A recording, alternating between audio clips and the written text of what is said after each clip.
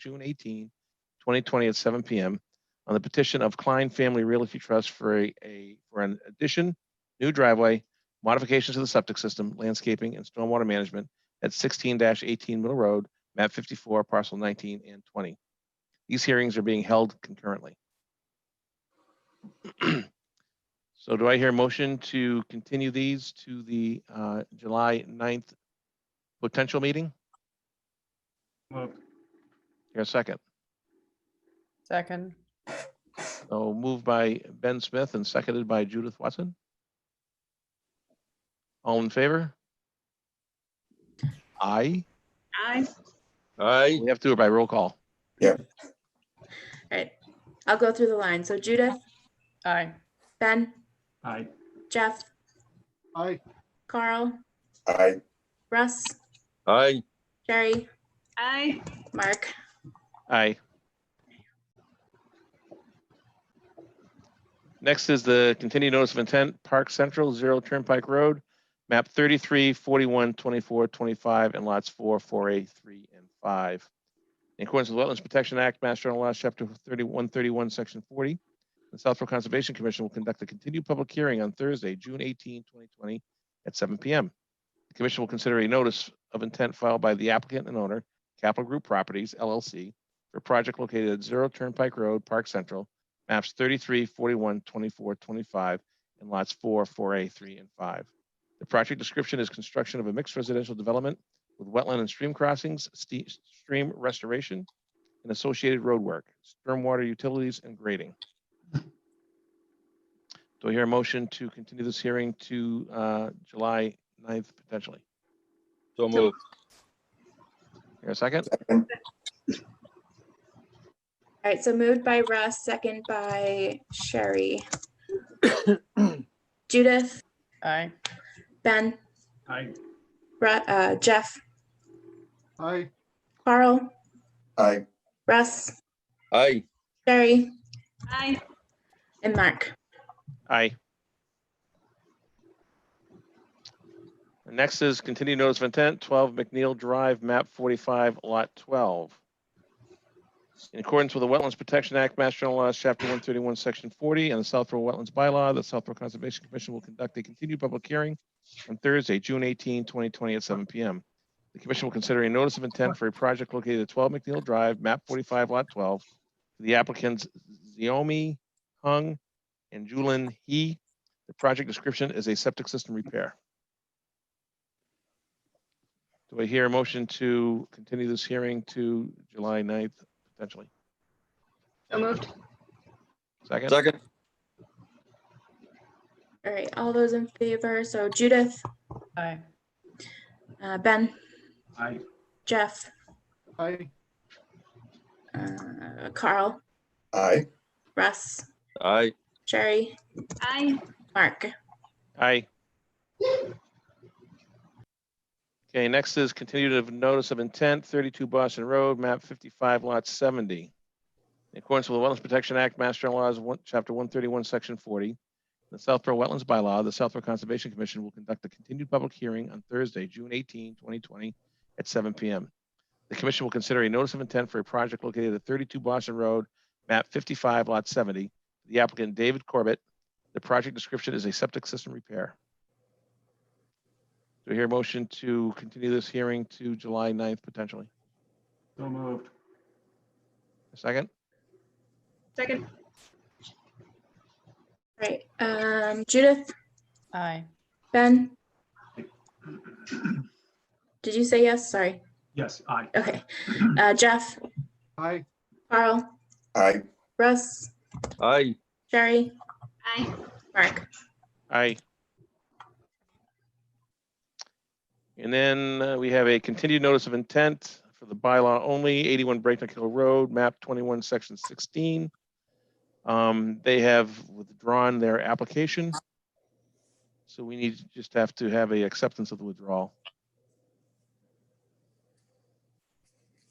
So do I hear a motion to accept the withdrawal? So moved. Second? Second. All right. Judith, Aye. Ben. I can't hear you. Sorry. Oh, aye, yes. Jeff, Aye. Carl, Aye. Russ, Aye. Sherry, Aye. Mark. Aye. Okay, next we have approval of the minutes of May 7th, 2020.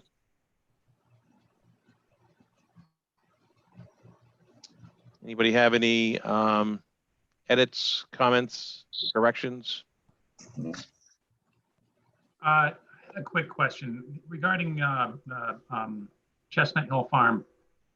I didn't print out a copy of the minutes. I was reading them over earlier. Didn't we vote at the end of that? I thought we actually conducted a vote to find that there had been a violation and to send a notice of violation.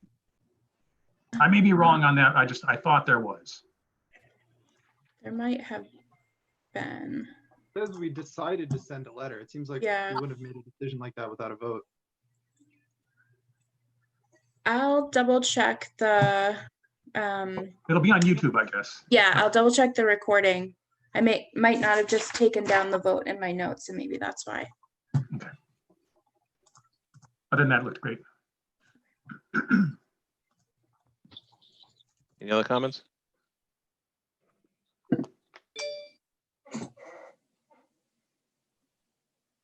So they were Okay. fine. So should we hold the vote until Melissa has a chance to check that point? I think so. Otherwise, we're gonna vote to accept them as written, and we probably be right. should, Mhm. we probably should check that point first.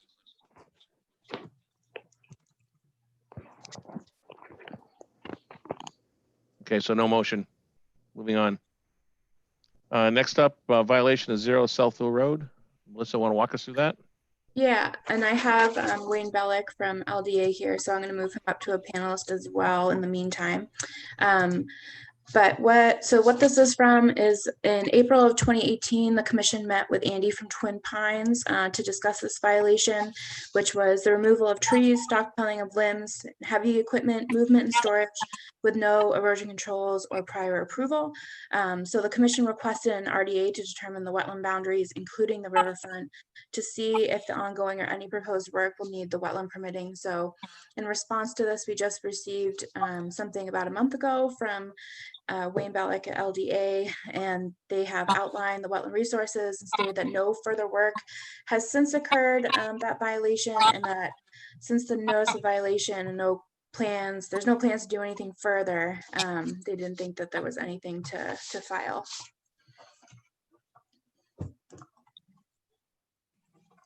So I don't know if the commission has specific questions for Wayne, or if you want him to do a quick background of what he submitted. Well, since Wayne's here, if he could push the mute button, maybe he has a few words he wants to share. Thank you, Mr. Chairman. Thank you, Melissa, members of the commission. Wayne Bellick, Land Design Collaborative. I think, Melissa, you got it confused with my previous company, which was WDA. Oh, sorry. So that's fine. That's fine. Much appreciated. Again, Wayne Bellick, Land Design Collaborative. It's a new company. We started, opened our doors, go figure, February 1st of this year. And who would have thought? So it's been interesting. So in any event, again, I do appreciate the time of the commission. We were contacted by Andy Hopkins back in, I want to say it was 2018. And at that time, it indicated that he received some correspondence from the Concom discussing the infraction. He did recognize that he needed to address it, and we advised him that the way to address that would to first have a property line survey and a topographic survey done on the property following the delineation of the resource areas of the site. Our understanding, the infraction was as a result of some tree clearing out there. They apparently had somebody pull tape from the edge of the water of the actual river itself, a distance of 200 feet. When he received the violation from the commission, by the way, He's unavailable tonight. He's out west. He was out there during the whole COVID thing for a couple months, stranded out there, came back for a few days and is back out there. But in any event, not being familiar with what constitutes a riverfront area or how it's measured from the mean annual high water mark of the river, his staff had gone out there and pulled tape from the actual river's edge. Having done that, they felt that they were well beyond the 200-foot riverfront area. Based on the exhibit that we had provided as part of the correspondence with the town, one can see that the riverfront area, if measured from the edge of that, the actual river itself, would be not as far up as the infraction. However, the client had hired Ecotech to go out there and perform the work, delineate the wetlands, and determine the mean annual high water mark. Well, while out there, the indicators in the first observable break and slope for those areas that were accessible by foot from, in terms of safety, they determined that the riverfront area actually went further up into the site and that there was in fact an infraction. So we advised the client to that point that he had an infraction, he couldn't understand, and again reiterated that they pulled from the river's edge. After I explained to him the definition of riverfront area, he understood. So basically what he has, Mr. Chairman and members of the commission, is he's got about 47,000 square feet of riverfront area on site. Of that 47,000 square feet, it's about 1,700 square feet that has been altered. And the unaltered riverfront area on site is about 45,000 square feet.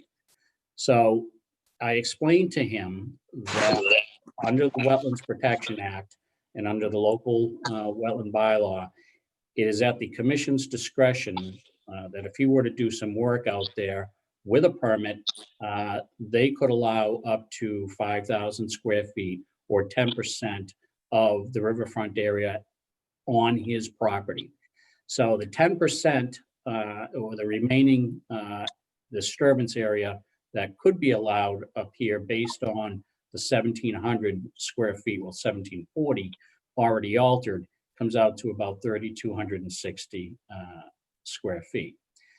So with that said, I did read all the correspondence from the commission, which, as Melissa pointed out earlier, thank you, Melissa, that the filing of a notice of or a request for determination could determine whether or not there is, that there are riverfront and the delineation of the wetlands. So since that has been done, we would respectfully request of the commission that those resource areas be confirmed by the commission and your consultant upon the filing of a notice of intent, which I'm expecting is probably going to happen later this summer, early part of this year. As I stated in the letter, they are looking to do some work on the property and make it the new headquarters for the few companies that he has. And as part of that, we would design the site, the grading, the stormwater system in accordance with the state stormwater regulations, your local bylaws and regulations, and file all the appropriate paperwork. So that's basically it. Again, looking at the infraction, in my familiarity, I sat on a commission for about 6 to 7 years until my wife asked me to resign because of the commitments that I had. I was there working for them pretty much all the time. But I do appreciate the position that you folks were in. I very much appreciate your patience. in having waited as long as you have. Part of that, the reason for the wait was that I understand from Mr. Hopkins that his approach here, he knew that he was into it for a little bit of money to get to this point in terms of the survey work, the delineation, my services, and he wanted to do that without taking out any loans and just paying us upfront cash, which he had. The other problem that caused the delay, I own. And part of the reason I own that is because when my colleagues and I decided to leave the previous firm, we had done so by not informing our clients. We felt it was the right thing to do ethically. We didn't take anything, so we started from scratch. So unfortunately, Mr. Hopkins, like some other clients, had no idea where we were. They reached out to the previous firm and there were some delays. Once he found out where we were, we connected, and that's when I jumped on this letter to address the concern. So again, your patience is, I can't say enough about it. I mean, having sat on a commission myself, you folks have been very patient. So that's basically it in a nutshell. Like I said, what I'd like to do is the next time I come before the commission, I'd like to have it be with a notice of intent filing. We will work closely. I have worked with Lucas Environmental before in their capacity as peer reviewers. Most recently with Matt over in Hopkinton. And the approach that we like to take is be right up front and have some correspondence so that everybody is on board with what we're doing. My approach with this company, as it was with the other, communications is key. Failure in communications results in failure in the end. And so there's always an open line of communications. So that's basically where we are. Thank you for your listening to my presentation. Any comments or questions from the commission? Yeah, I understand the existing conditions survey work has been done. Was the area of disturbance, was that captured in the existing condition survey? Just so we have we sort of memorialized where it is? Yes, if you folks, if Melissa, if you could, I don't know if you have the ability, I'm sure you do. If you could put the plan on the screen. So that's a good question. That particular area, as you will see, is located pretty much dead center in the site. One of the challenges about this site is its shape. It's a long site, a lot of frontage, not deep. If it were configured differently, pretty much with a 90-degree configuration, the riverfront area would be much deeper onto the lot. But as you can see, the area is right there in the middle, just pretty much where Melissa had her cursor, right up through there. So that was in fact captured as part of the survey. Thank you. You're welcome. Are these drawings on the Dropbox? I didn't see them. Yep, they're under 0 Southville. Oh, I see. So this one's called the RFA exhibit. Yeah.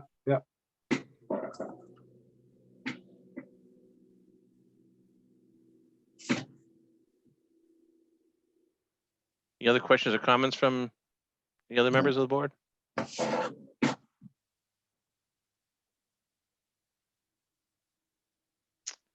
Lucas Environmental, any comments?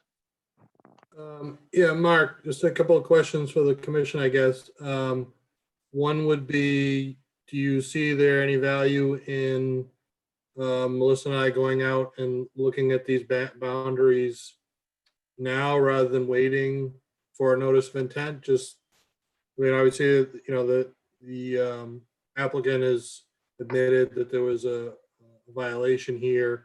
Don't have any reason to believe that Ecotech's line wouldn't be accurate, but just sort of for due diligence, I don't know if you want us to go and look at it now rather than waiting for the notice of intent? That's one question. The second question would be for Mr. Bellick, as far as what the condition of that disturbed area is currently, if it was hydroseeded or how is it stabilized to protect the down gradient areas. I'll defer to the chairman first for the question if the commission doesn't mind. Yeah, sure. I think it would be valuable for you to go out and have a look. Make sure you socially distance and wear a mask. I have a little bit of a concern about that, if I may. We recently kind of got burned with respect to 53G funds for work done by Lucas, because we kind of jumped the gun in approving Lucas to go forward doing work before we had received you know, the funds to pay for that from the applicant. And we haven't really addressed that as a commission yet, but it strikes me that the way to prevent that in the future is some sort of policy where, you know, the consultants don't begin work until we've been, you know, the consultant provides, if necessary, an estimate, the cost of services, and then we get the funds, and then there's an approval to go ahead and do the work. Just to prevent that issue from happening in the future. That was frustrating. We were acting in good faith, but we got burned. Yeah, That's a good that point. was going to be my suggestion. If Matt, you know, could do up kind of what we typically do for the services, and your approval could be conditional on receiving a check for the appropriate amount of money to close out this violation. So that could easily be done, you know, in the meantime. Mr. Chairman, if I may, as you folks are aware, there is the WPA filing fees, and you folks have your local filing fees. The wetlands are as they are. They're located quite a distance from what we would be proposing for the work on the property. And my thought would be is once we file, if the flags need some refreshing, we could have the consultant certainly go out there and do that. But I think in light of what I've just heard, it may be worth considering, and again, this is the commission's decision, clearly, but it may be worth considering as part of it. We would look to have the commission, as I stated earlier, confirm the delineation of the resource areas at the time of the filing. The resource areas aren't going to move. The only time, as you folks know, that there are variations in the information is if your consultant feels that something needs an adjustment in the field, at which time we would do that, make the modification to the plan, and then the final plans that would be subject to the order of conditions would reflect those changes. So again, totally the commission's call, but our thought would be is if we could handle that at that time. When do you expect to file? I'm thinking by the end of the summer. In fact, what I will do is I will reach out to Melissa. I'll reach out to the client, find out for sure, and then get back in touch with Melissa. And again, my whole approach is open communications because it only reflects fully on us.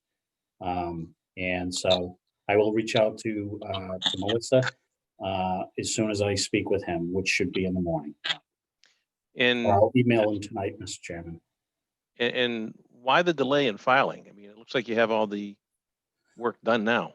So we haven't done the work. So what I would do is submit a notice of intent for the proposed work on the property. And as part of that, we have all the existing conditions done. And from that, we would develop the site plans, stormwater management systems, So there'd be a drainage report. This particular site, I think, is a mass dot jurisdictional road. So there is going to be filing at the state level, the local level. So in order for us to do something like this in terms of, the preparation of the plans, I haven't even written a contract for them yet for that next phase.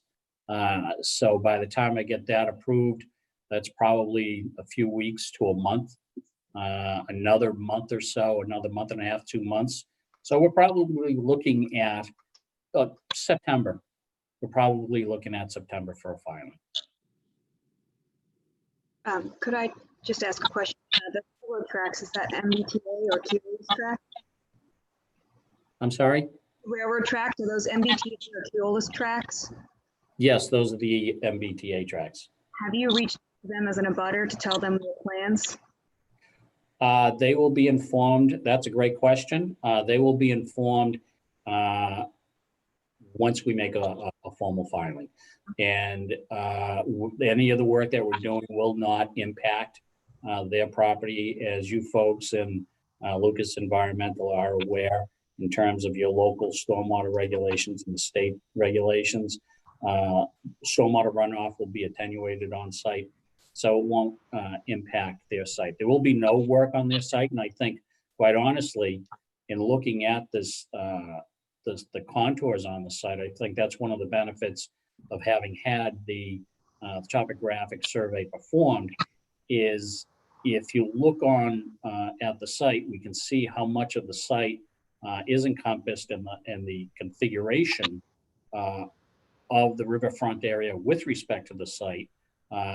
It pretty much takes up a good chunk of that meaty portion of the site, if you will. And you'll note too, as you're looking at the image to the left, or if you're looking at the lot from the street, the right rear of the lot, the topography is steeper.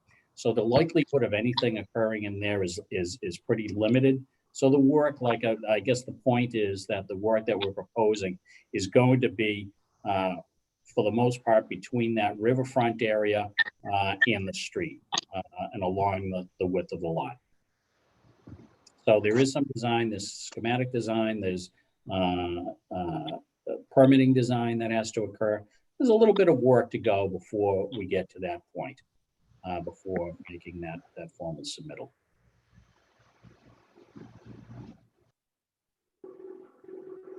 All right. Any other comments from other commission members? This is Jeff. I'll just comment that I sort of agree with Ben that it probably makes sense to wait till we have the NOI and filing fee before we get out there to look at the lines some more. I mean, we've got the Ecotech information, and I guess I don't know of any reason to question that. So seems reasonable to wait. All right, thank you. Mark, Anybody else? Mark, just one other comment from me.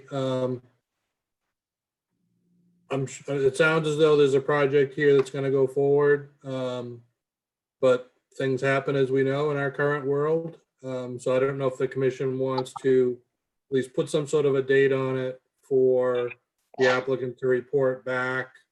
If there's some sort of a delay or something, because there's still a violation that's out there. So if a project never happens for whatever reason, that doesn't make the violation go away. So I think maybe putting some sort of time frame on it for check-ins, as Mr. Bellick said, communication is key, I think would be value. And then also just if we could get a response on the condition of the area as far as stabilization. If I could, Mr. Chairman, answer the question regarding the condition of stabilization. My understanding is that no earth has been moved up there. Nothing has been stumped in that particular area.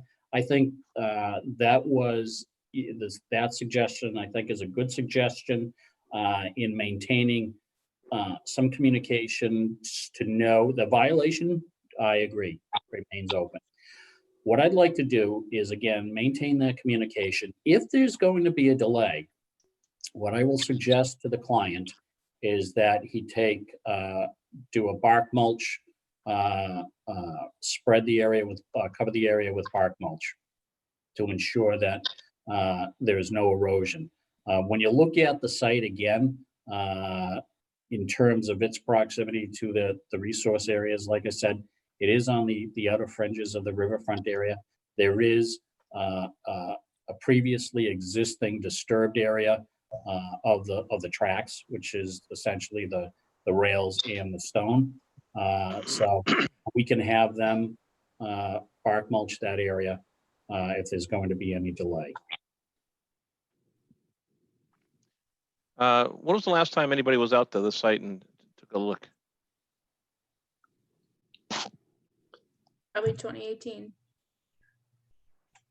I know I haven't been out. I don't, Matt. Yeah, and Beth and I originally went to the site to look at it, and Beth, I'm not entirely sure why, did not want to, they couldn't get permission from the owner to actually go on the site. So we were on sort of the neighboring property, kind of peering in.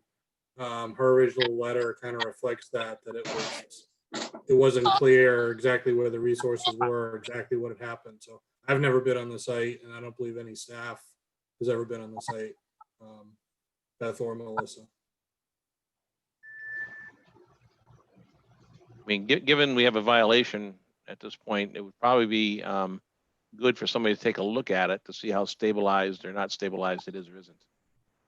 You know, from at least that standpoint, not necessarily go out there and verifying flags and doing that level of work, but you know, seeing how exposed we are through the summer until the NOI comes in.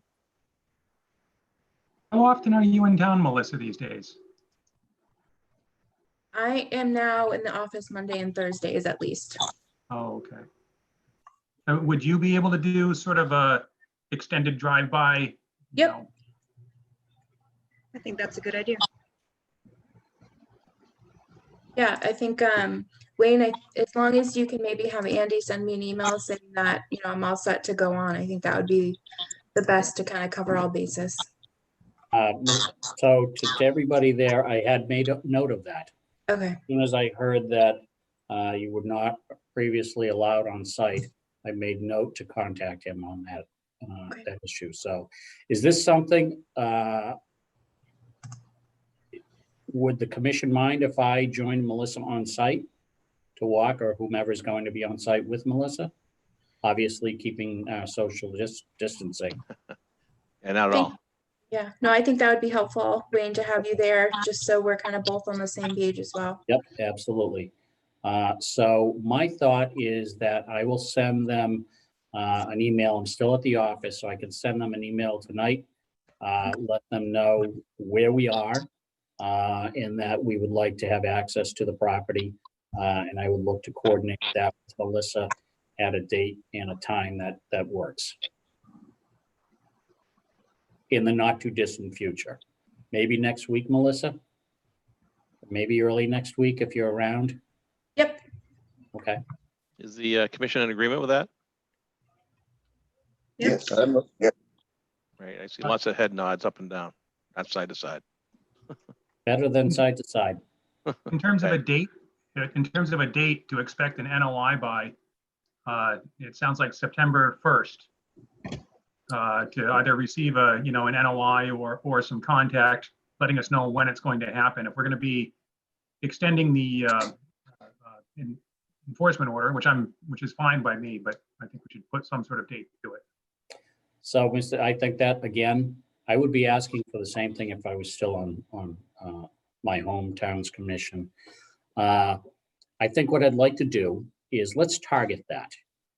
And then what I will do is I'll talk to the client and say, this is what they're looking for. Let's make it work on your end so that it works on my end, so it works on their end, so that we can meet that time frame. If he feels that it's going to be further out, maybe October or November, then I would suggest that we go ahead, have that area mulched.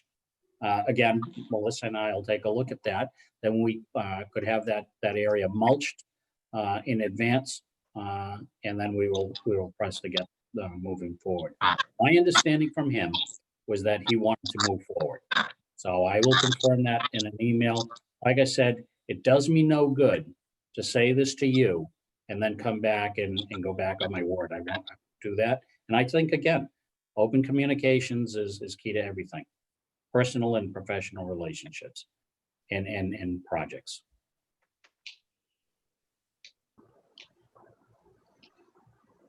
Okay.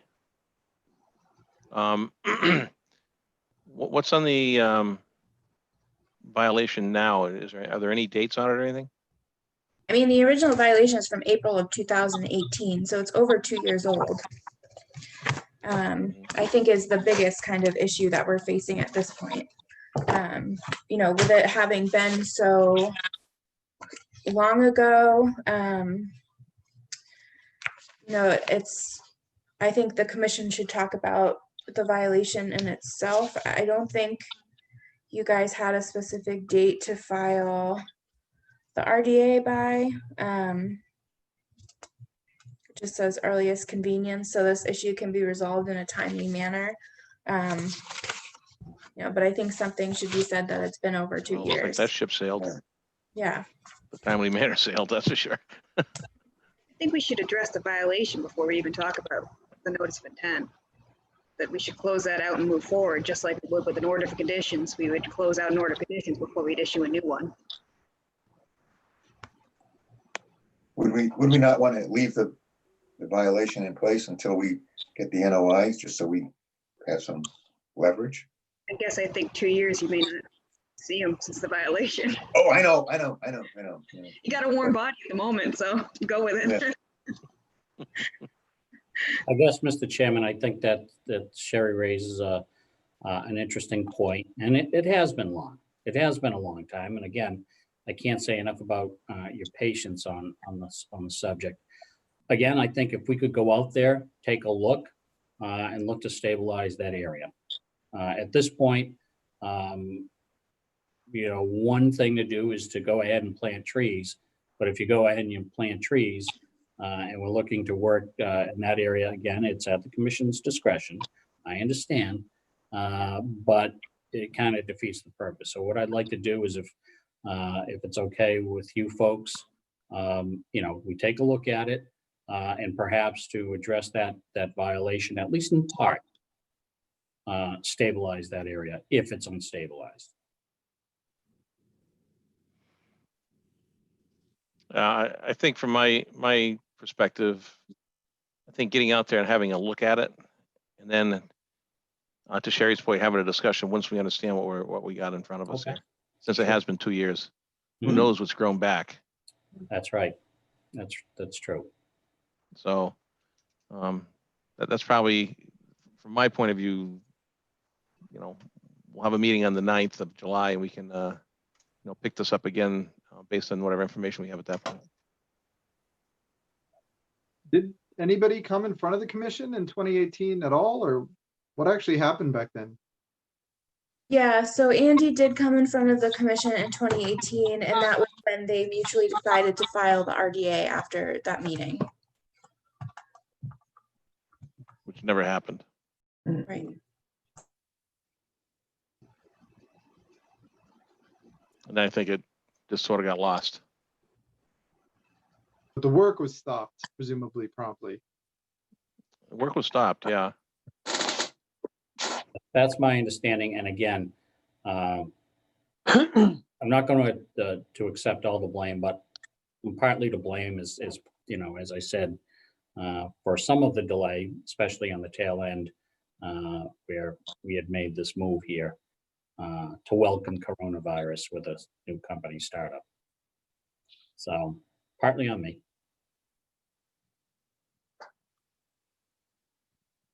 Any other comments?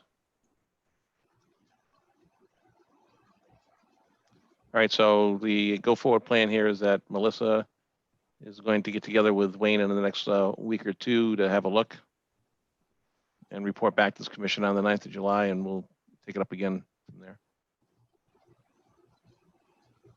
Sounds like a plan. Okay. All right, thank you. Thank you, folks. Much appreciated. You folks have a happy and safe 4th of July. Stay healthy and safe. You too. You as well. Thank you. Bye-bye. Bye. All right, next up is Lucas Environmental Contract Draft and Approval.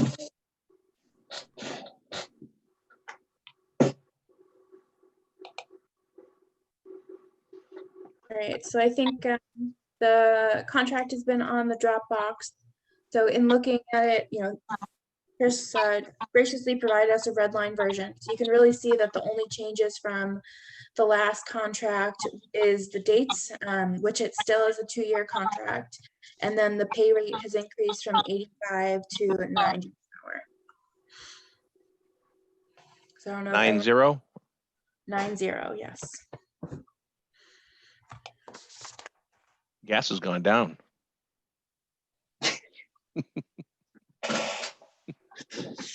That's not going to last long. Do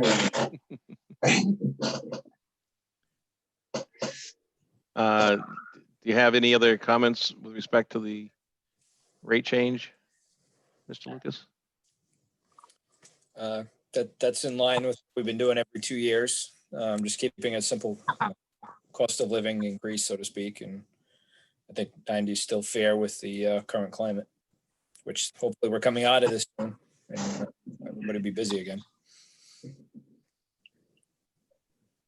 Any other comments, questions from other members of the board?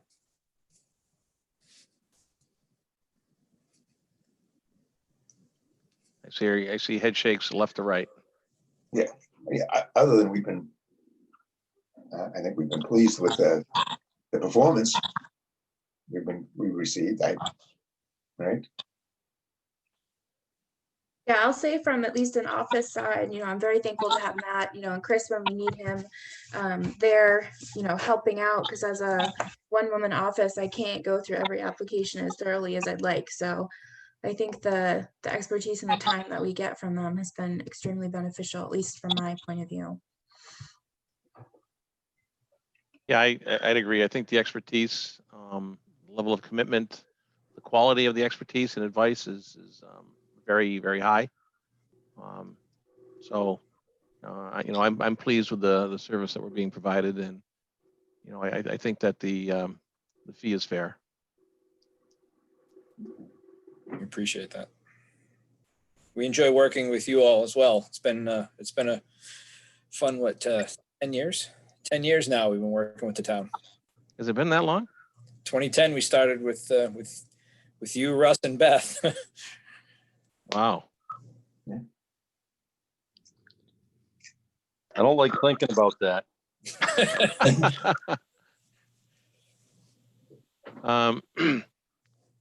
So what do we need to do to approve this? So you can accept and authorize the signature of the proposed contract for FY 21 through 23, or from July 1st, 2020 to June 30th, 2022. All right, do I hear a motion to approve? So move. Second. Second, yeah. All right, Judith, Aye. Ben, Aye. Jeff, Aye. Carl, Aye. Russ, Aye. Barry, Aye. and Mark. Aye. All right. So Mark, I'll put your electronic signature on it if you're okay with that. I am. Get it off to Chris then. I don't suppose our fees have cost of living increases programmed in. Your No, fee? that's, No, Yeah, the yeah. town- Oh, yeah. Oh, we'll double yours. I wanna Right, leave people. No, the wetland fees that people pay Oh, pay for the consultants. yeah, it is something, that we've kind of talked about in the last year, and making sure that the fees that we are charging are covering them. In some cases, it's just a little shy, so it's not that bad. But I think, in cases where we think it's going to go over, we've gotten better at, at least asking for that additional funds ahead of time. But I've been trying to track as much as I can how many times it does go over, so that I can bring that to the commission to say, okay, this is kind of what the usual difference is. So that might be something we have to look at, in the next year or 6 months or so. And it's not just because of this increase, but it's just, some of the applications recently as well. Thanks for doing that, Melissa. That's a good idea. And a lot of it, if we do go over, comes down to the quality of the application. You know, Yeah, some are better than others at providing a thorough application, which, you know, when I was doing reviews and when Matt's doing them now, they take less time versus the ones that are more problematic, have more issues. They just take longer to review. They take longer to write up. Good point. all right. Yeah, so once we kind of get there, once I have a little bit more info, I think that's something that the commission should talk about in the next little bit, though. Okay, All right. So I Right. think moving on. Thank you. We appreciate the continued opportunity to work with everyone. Nice to see you, Chris, and your long hair. I'm thinking I had started growing a beard, but I was told to shave that off by my wife and my son. Neither of them wanted it. Make sure you check that mop for ticks, okay? Yeah, well, I know it's not making it easy. How old is your son now? 2.5, and we're expecting another son in September. Oh, congratulations. Oh, look at you. Congratulations. Yeah, so Yeah. not the best time to be having a child, but we're making the best of it in isolation here. So,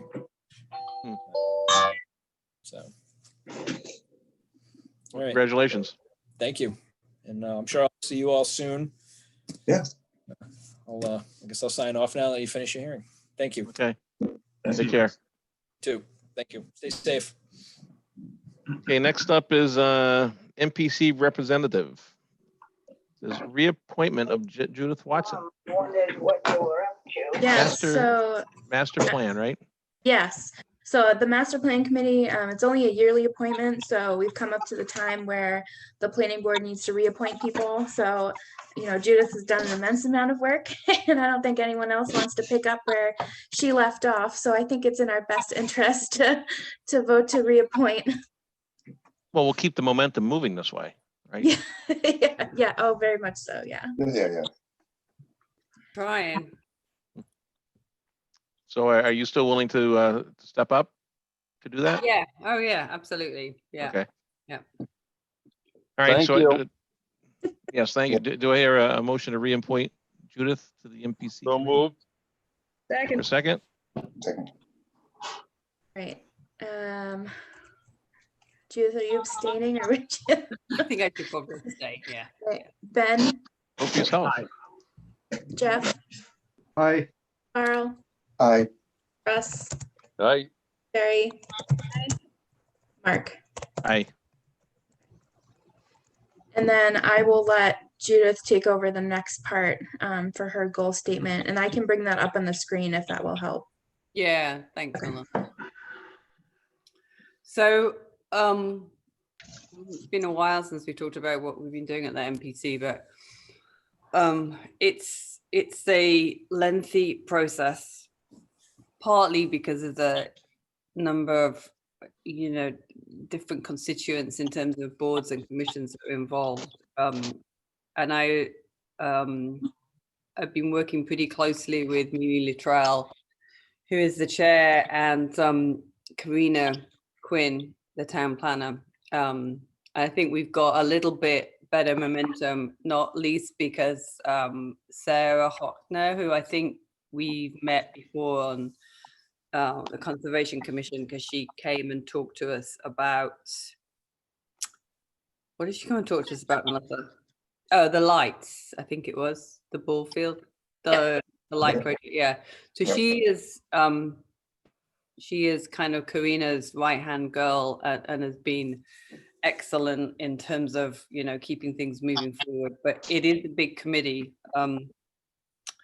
So, you know, things do take longer than we had originally hoped. So we're now at the situation where we have a draft visioning report, which is has a number of different elements in it. So I'll just very quickly explain. We have a review of the 2008 plan. We have a kind of a summary of changes that have happened in the town, both in terms of planning, board and commission plans.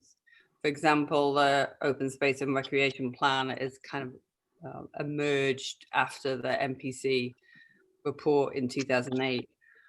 And there's been new groups set up. The Trails group, for example, wasn't part of the original, governance of the town. So there has been kind of, progress in a number of areas. But we've been working with the MAPC to update the data sets and to do some analysis for us on data that came out of the Vision Forum. We've also just finished looking at a survey that was out on the town website. But really the meat of the whole process are these objective statements, which each year there's 5 different areas of the plan that comprise 11 different objectives, and there are goals for each objective, and then what sits underneath the goals will be the strategies and the detailed action plans. So, we spent a lot of time working on the goals and in particular trying to make it probably a more integrated document than it was in 2008. And I think everyone is very mindful of the fact that we didn't make as much progress, or the town didn't make as much progress with the 2008 plan as everyone had anticipated. So we're now at the point of saying, well, why was that, and how do we make sure that doesn't happen this time around in 2020? And I think the overriding consensus is that there wasn't enough engagement and communication with the boards and commissions that were then, being looked to actually execute on some of these plans. So that's the whole idea of having people like me, representatives from each board and commission on the committee, and our part of our responsibility, as well as participating in the development of the report, is to come back to the board and get people's input. So the document that was out there this week it's kind of a statement. It's a statement of the goals, and also, as I said, these strategies, actions that will sit underneath it. What I'm hoping we can do is get, everyone's agreement, get feedback, get, whatever we want to add into it, so that we can then put that into the draft report, which is going to be worked on in the next 3 to 4 weeks. And then the final report will come back out to the Conservation Commission, to all of the other commissions, and it will eventually go to the Board of Selectmen for kind of review. And then the real work starts of how do we actually implement it.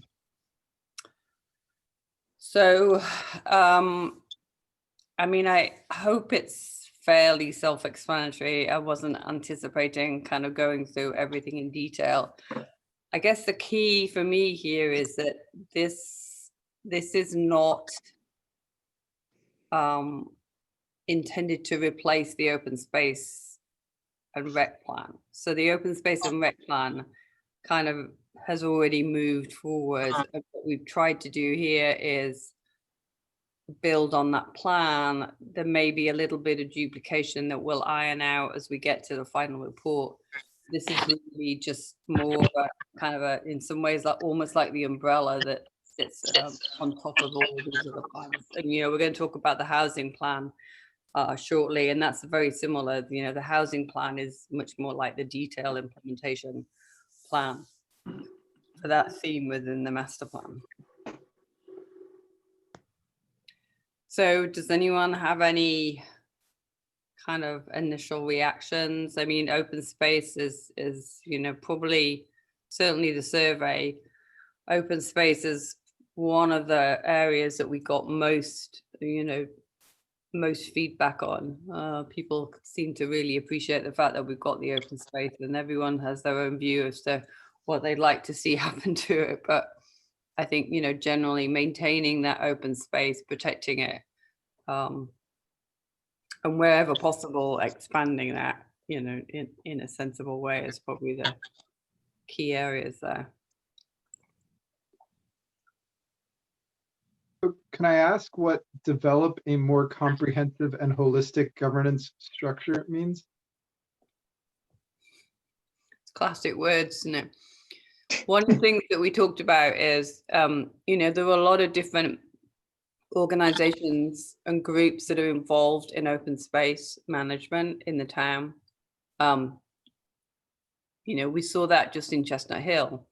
You know, there's us, there's the trustees of innovation, the Sudbury Valley trustees, and when you start to add in people like Solve, one of the things that we talked about is that there's not an overriding governance around those groups. So even in the sense of, you know, formal sharing of you know, plans and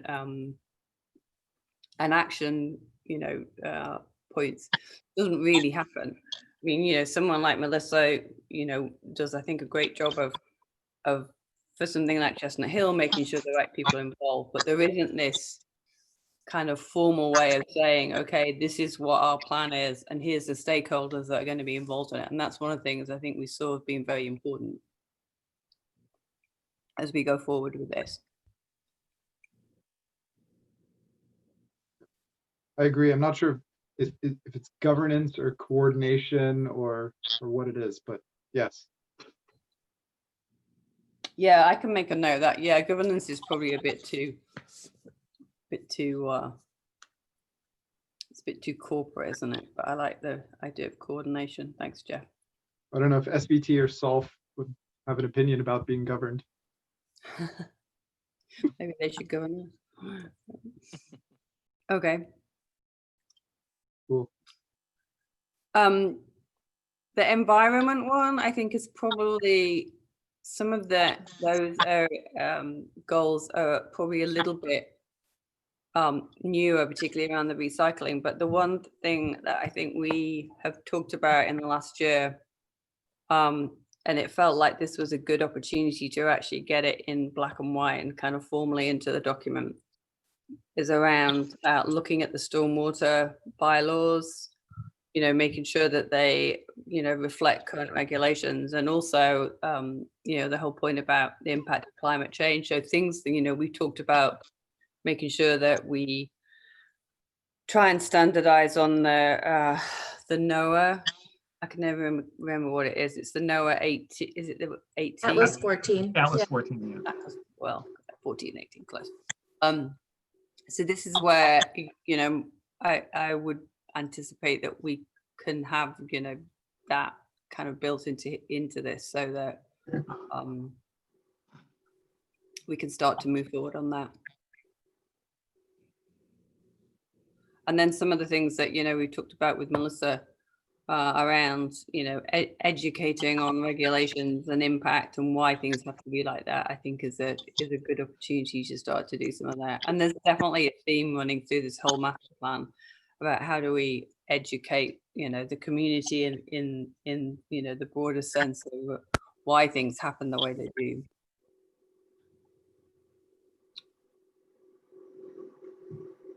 So there's a kind of piece around recycling. What comes after this one, Melissa? Oh yeah, and then kind of not, you know, natural resources. We wanted to include in that. And then of course there's our favorite invasive species, which is in, you know, in the open space plan as well. But I think there was a strong feeling from certain members of the committee that they wanted it in here. So we have it in So, you here. know, poison ivy isn't invasive. It's just a nuisance Oh, really? Oh, because okay. it's a native plant. Well, I will correct that one then. Well, we've got a great way of taking care of that along roadways, right?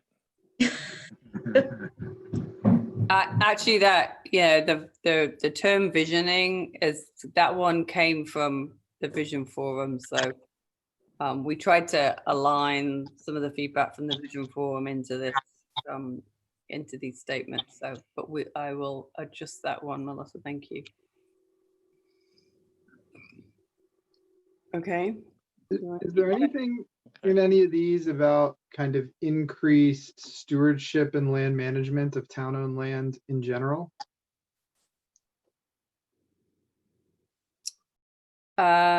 Not specifically. What were you? I guess, I mean, there was goal 4. Yeah. Oh God, I highlighted it. Okay, oh yeah, okay.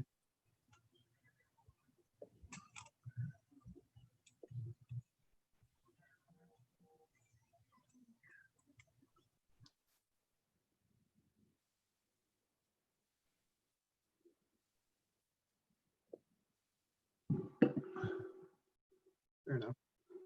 Yeah, but I like the term stewardship, Jeff. I think that would be a good word to add in there as well. And you can see some of them.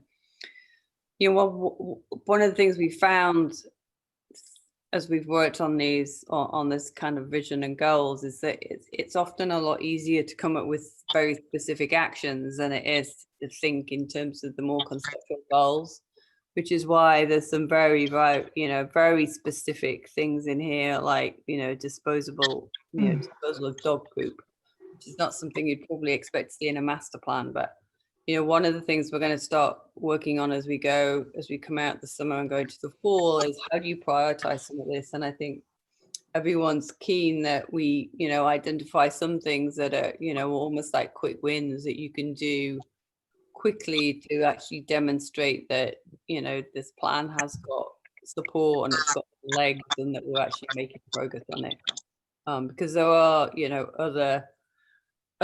other topics that are definitely 5 to 7 year activities. Just like in 2008 the public safety building was one of the key areas, and we all know how long it's taken to get to that one to be completed. So I love that you have clean up the dump at breakneck.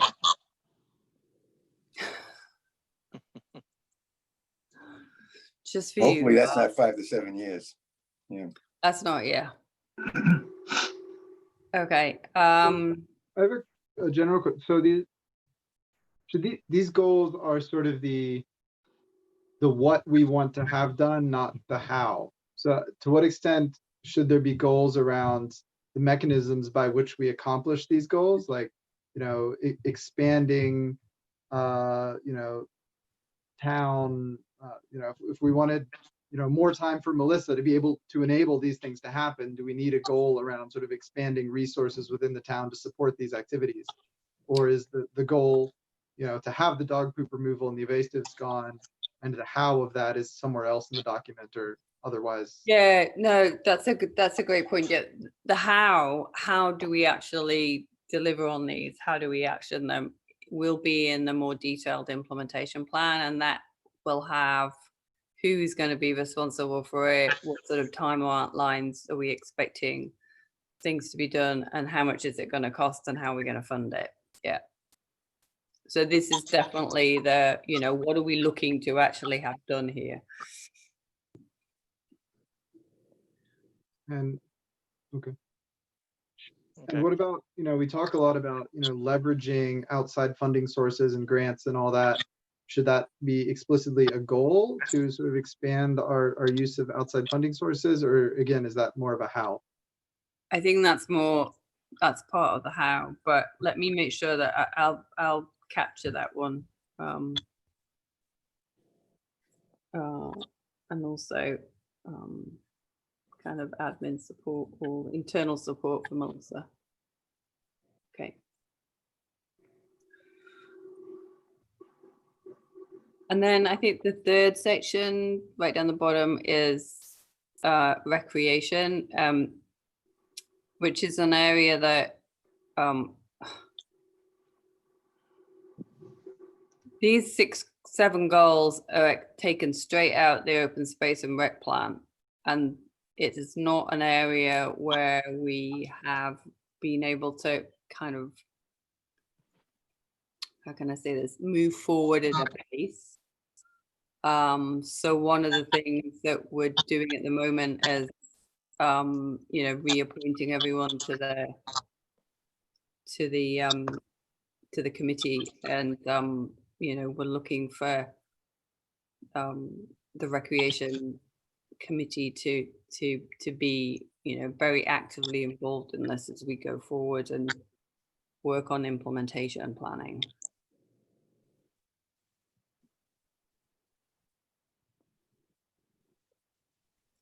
Okay.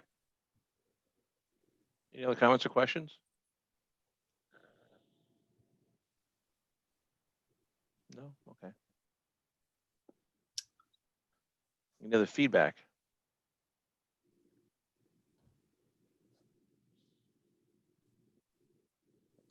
Other than it's a pretty tall order. There's a lot of stuff here. Yeah. All right, well, thank you, Judith. You're welcome. I do have a question, if you don't mind. I mean, there's a lot of goals here. Is there going to be any attempt to prioritize which ones? Yeah. So, I mean, I think that, you know, the goal pieces like, you know, number 3, reduce consumption of non-renewable material. Those are the goals. Those are the elements that we're hoping will be relatively quick to get everyone kind of approval on. It's the strategies and actions that sit underneath it, of which these will be some, not necessarily. It's not necessarily an exhaustive list, where we will definitely be looking to prioritize and do a more detailed action planning kind of work on that, because, you know, as we know from just the work we've started to do on the open space and rec plan ourselves, it's, you know, it's time consuming stuff. But this is a plan that's probably going to end up with a 5 to 10 year horizon, you know, just like the 2008 plan did. And I think there'll definitely be some key themes that, you know, the individual boards and commissions really want to focus on.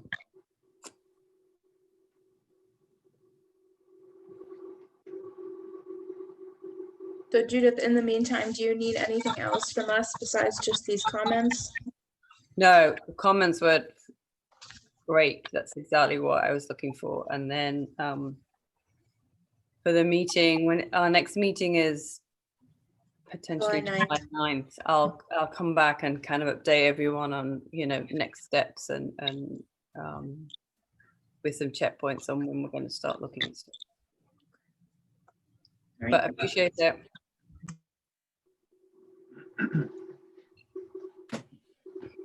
All right. Thank you, Judith. All right, next up is housing production plan. So I actually have Sarah from planning here too, if we have any questions. So if we do, I can get her to talk in.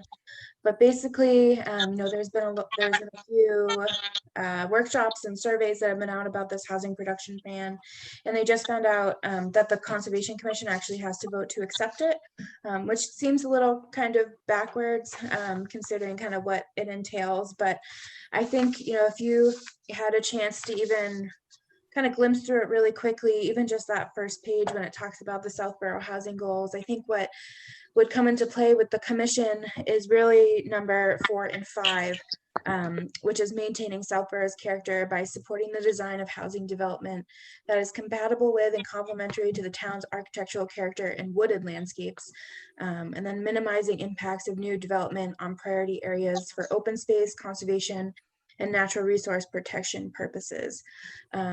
So the goal is to maximize the amount of affordable housing that we can have, you know, or make it realistic to have people who can have these places to live. And you know, if we accept this, it's kind of gearing into, I think, what we already are trying to do to maximize open space. So I don't think there's anything in the document that really goes against what kind of our beliefs already are. You know, and also talks about kind of encouraging like townhouses and things like that. So I'll allow Sarah to talk, and if you have any questions, you feel free to ask her. Hi, thanks for having me here tonight. So yeah, as Melissa said, you know, the housing production plan, you know, has gone through a lot of different models, and we've come up with this through engaging the community, as well as bringing this in front of the Board of Selectmen, getting their input, getting input from other boards and committees as well. And in terms of adopting this, we found out actually through Selectman Healy that 760 CMR 56.034E states that the Conservation Commission needs to adopt this in order for it to be approved at the state level. DHCD, on the other hand, doesn't typically require conservation adoption. So there is kind of a disconnect between DHCD, who's the overseeing entity and the accepting entity on behalf of the state, and the actual state regulation and legislation. Our vendors that we're working with reached out to their contact at DHCD, and he indicated that they did note the discrepancy and that they were working to resolve that in terms of DHCD's on the ground process and what the legislation says. So that's how we ended up here. If you have any questions about the document itself, I'd be happy to answer them. Primarily, I think, it points out that Southborough does really want to maintain its open space and its character, and taking that into account with any new housing production, kind of looking at that zoning critically to make sure that the development of housing, especially kind of multifamily units, is possible. Right now the zoning regulations are not very conducive to that. So just kind of maybe taking a look at that at some point, being able to kind of increase that density a little bit. I guess those are the key points. So questions?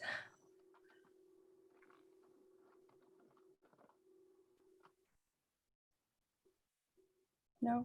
For me, it's, Sarah, I don't know when you joined, but we just talked about the MPC, and, one of the things as we go into implementation planning that will be really key is to make sure that we're actually coordinating and prioritizing the action plans across the multiple boards so that we don't get into situations where everyone, for example, thinks that we're moving forward on this particular, set of housing goals, and they're really at odds with, with other things that we're trying to do in the town. And my guess is that's the underlying kind of principle that we're trying to do here. I think because we work closely, or Melissa in particular, on our behalf, works closely with the planning board. Yes. It's probably less of a risk in our town than maybe it is in other towns where they, have got very, where the disconnects are much more extreme than I think. Right. So. Yeah, no, I think that, from my perspective in helping out with all of the boards, continuity is always key for me. I think it's really important, to have living documents that, complement one another kind of across the community to make sure that everybody's kind of going in the same direction, because it doesn't make any sense to have them either at odds or duplicate, in terms of their efforts. So.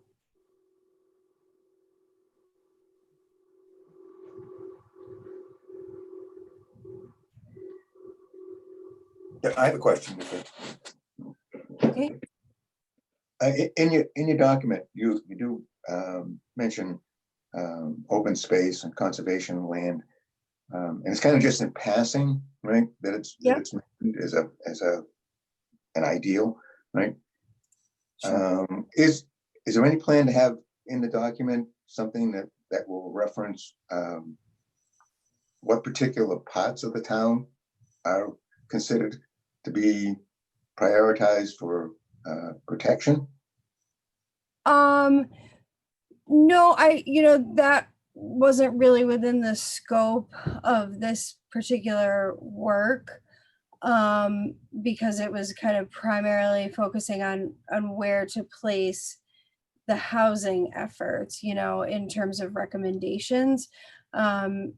So no, there really isn't a plan for that. The only reason I ask is that it would, you know, anybody who reads this, you know, when it's thinking of creating a development, it would tell them right up front Sure. where the town is sensitive and where the town is, I wouldn't say unsensitive, but where the sensitive areas are, you know, so they. And Sure. Carl, I think kind of, you know, the goal says priority areas for open space. And I think Yeah. that's where we can easily reflect them back to the open space and rec plan that lists those priority parcels. So I think there's an easy If you cross-reference it that way, yeah. Yeah, so why don't I think that would be a good addition to maybe clarify that if the vendor is going to do, a few more revisions, just minor nitnoid things before they send it off to DHCD. So I think maybe just a line or two indicating, if someone wants more information that they should, reference the open space plan for those priority areas. Right, that would link some linkage there. That would be good. Yeah, perfect. Thank you. That's great. Yep. Thank you. Hey, Mark, you got a lot younger. He has I'll hair. be right back. Yeah. I know. I've had to move twice because it's so hot in our house. Trying to find a cool room where the Wi-Fi still works.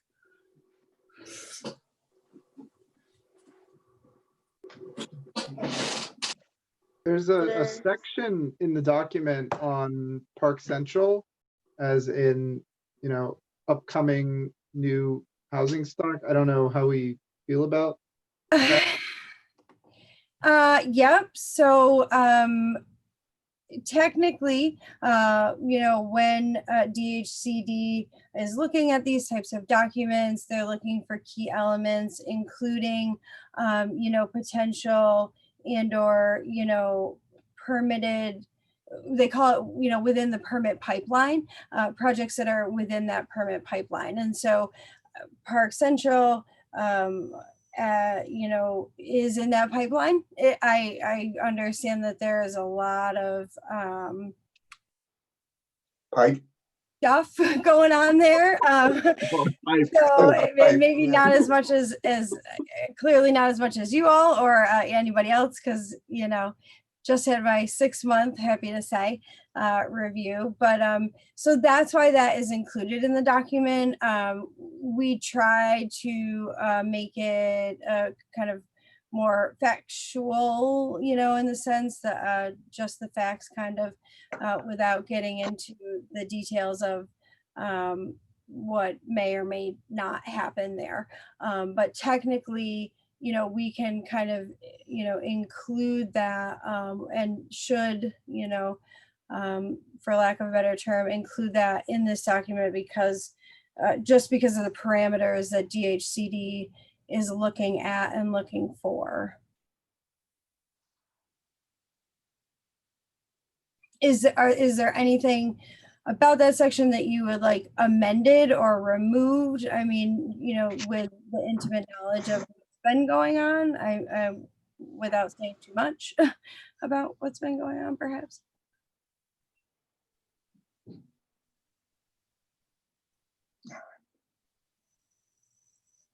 Hey, Mark, you're on mute. Are you talking? I was evidently to myself. Is this plan at this point still in review and going through updates, or is it pretty much finalized?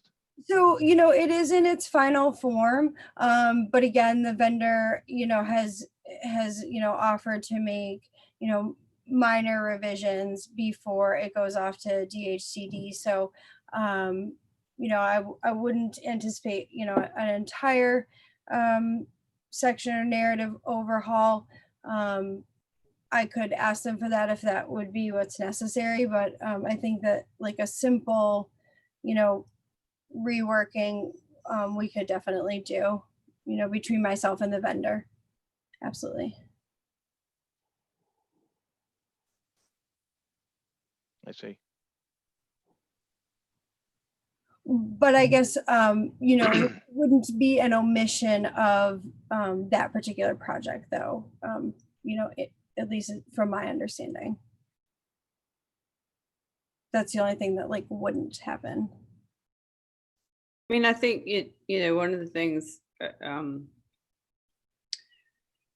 I think certainly on the NPC, and my view is it would apply here as well, is that these plans have to become much more like living, breathing documents than they necessarily have been in the past.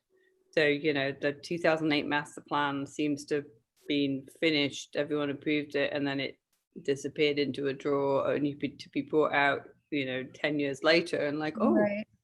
And I think it's much like the OSRP, it was started in 2016, and now it's kind of still not finally approved, but it's become a 2019 plan.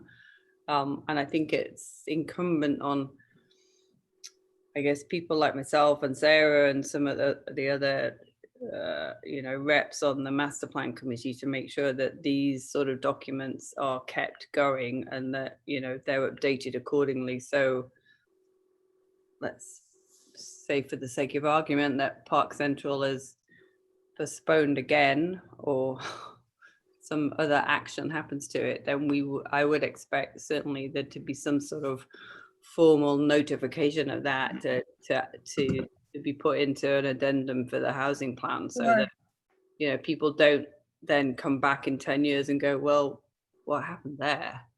Because it's potentially different people involved in town government in over that timeline.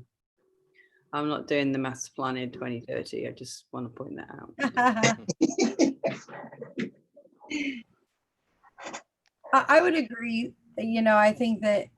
I definitely think it's important for all these documents to be working documents. And so should there be a resolution, an addendum, to this particular document, it's appropriate.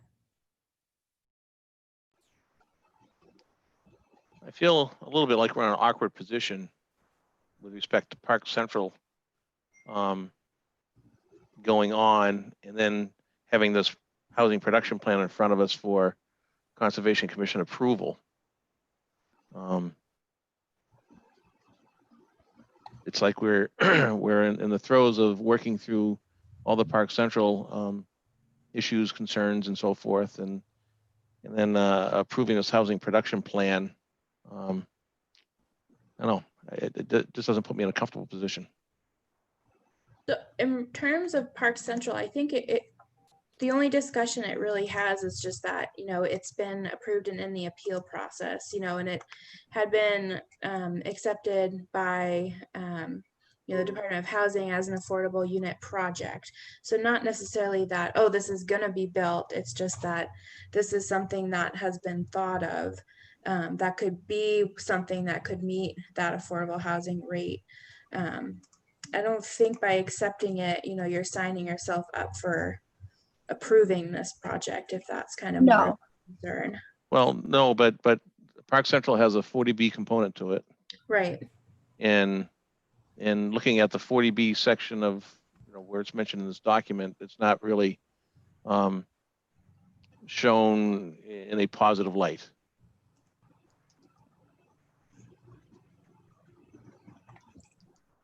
That's my point.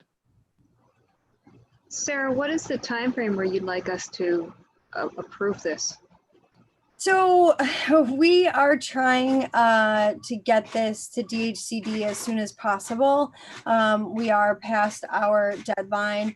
And again, we're not anticipating conservation being one of the boards that needed to formally adopt this document.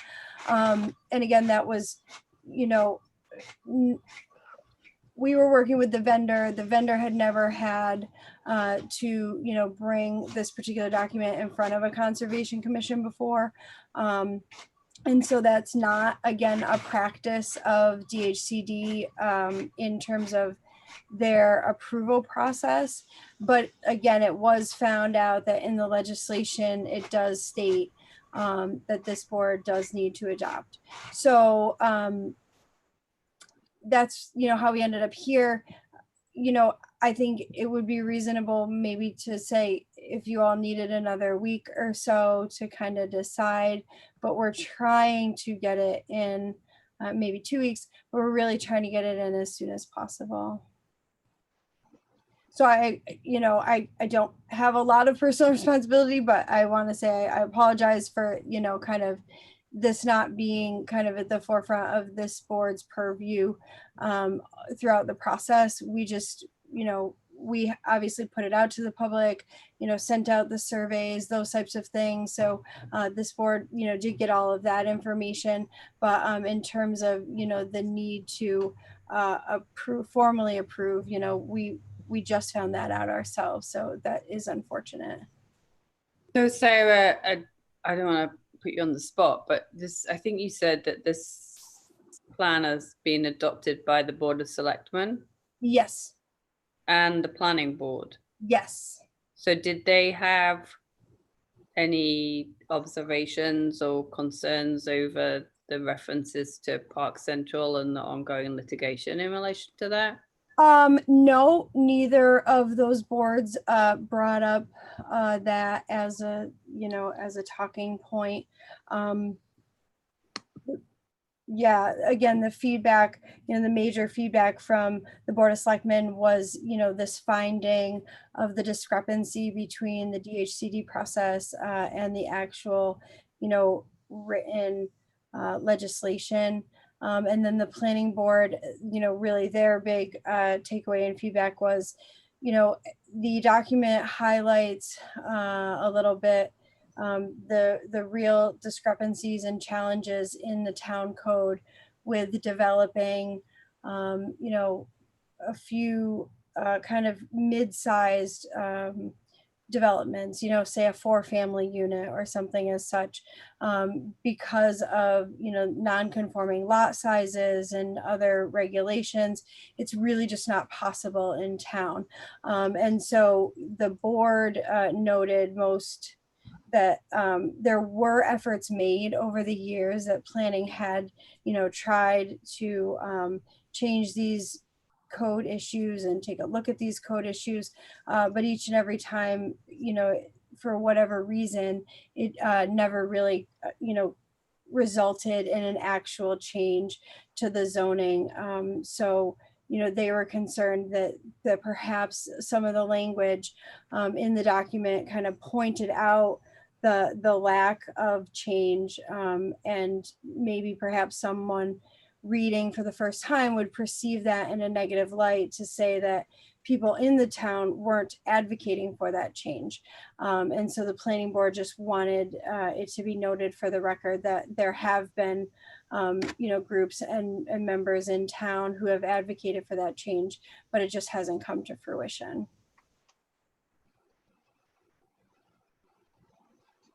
So those were the two big takeaways from those boards, but neither of them brought up Park Central.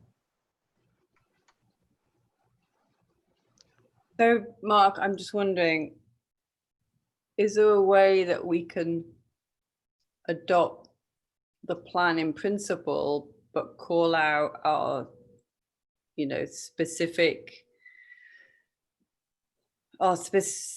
reservation about being seen to be formally approving Park Central, given the ongoing discussions and litigations that there? I don't really know, honestly. Yeah. I mean, I feel like it puts us in a difficult position. Couldn't we simply craft a motion, that to approve the housing production plan, but specifically note that our approval of the plan isn't an endorsement of, any particular project reference within the document, but we support the principles of the document, something along those lines. You put that so much better than my very pathetic attempt there, Ben. Thank you. That was what I was trying to get at. I mean, given what we have responsibility for and stewardship for, this is kind of, outside of what we do, and as it talks to resources and protecting resources and those kinds of things, which is a very, very small section of it. That's in our purview, but really, the type of housing, 2-family, 4-family, or mid-range, all that kind of stuff is not what we do.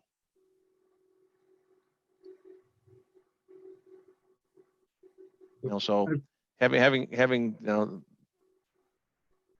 the need or the legislature telling us that we've got to prove this feels awkward. I have 2 comments. Maybe a third is that I agree.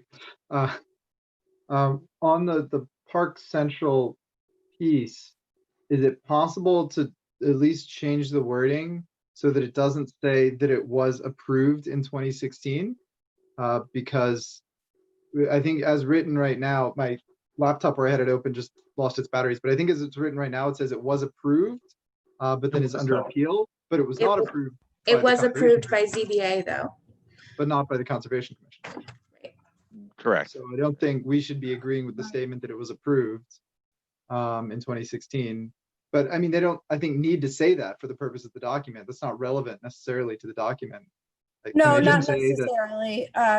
It could make a broader statement to say that, it is just in the permitting process, Yeah. So it's, there's, they've applied for various permits. It is in the pipeline. It is, there exists an NOI. There's lots of ways you could phrase the fact that it's an ongoing proposal without having said that it was approved, and mentioning the appeal and all the history as it is. So is it possible to take sort of that sentence out? Yes. Yeah, we could make an amendment like that easily. I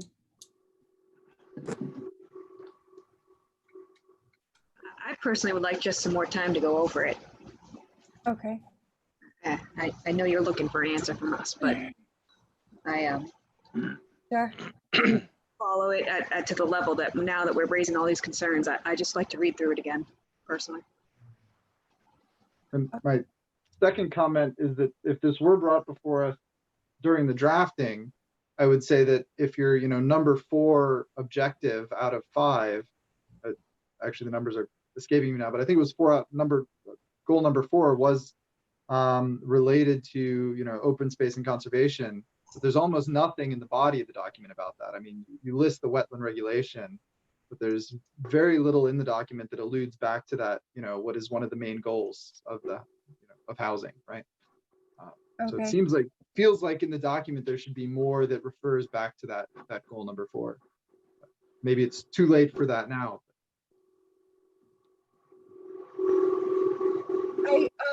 I could take a double look again with that critical read and see what we can do.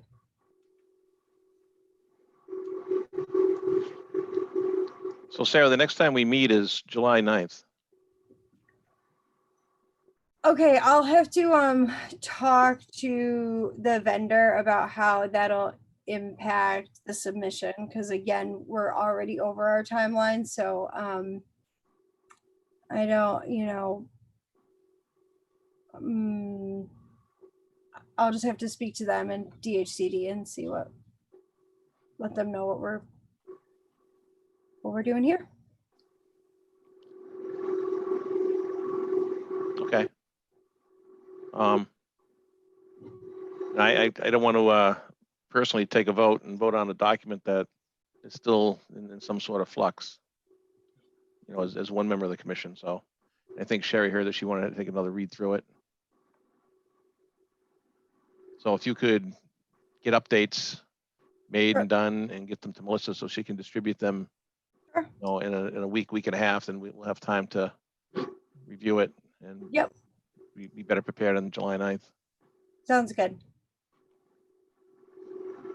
Any other comments, questions from other board members? If they're going to distribute a draft, is it possible for us to approve that draft over email? No. No. Okay. Need a, post a meeting, have a quorum. I mean, it's one thing, yeah, if we get a draft and we want to have just a meeting with just this on it to get it out of the way, that might be something we can do. Yeah, I mean, I think that would be appreciated, probably, you know, by the vendor. Again, in terms of that timeline, because their contract, you know, is, you know, kind of wrapping up with us the end of this fiscal year. So. And I think, Mark, would it make you comfortable, or the commission comfortable, that maybe if I did reach out to Aldo to see, you know, making sure that accepting this plan with the Park Central references doesn't put us in any weird situation? Well, that would certainly be helpful. But I mean, I think Jeff brought up some good points that the document says that, you know, Park Central is approved, when in fact it's still in the permitting process. CBA, you know, approved, you know, their zoning piece of it, but you know, they still have permits to acquire. So if the wording was changed just to say, you know, just to explicitly state, just instead of saying it was approved, just to say it's in appeals, you know, in current permitting, would that be okay with the commission, or would you still want to talk with Aldo?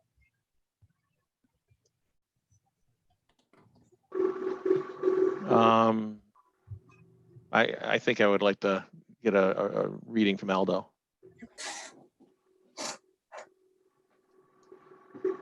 Anybody else have any other comments? Agree, disagree? It should be just references. It's being planned, and that's it, right? I mean, it's some vague reference. I mean, there's no why be specific? Just a vague reference to it. It's not going to change anything. Right? I mean, it's in the pipeline. It's in a permitting process. Yeah, you could say that. It's in a permitting.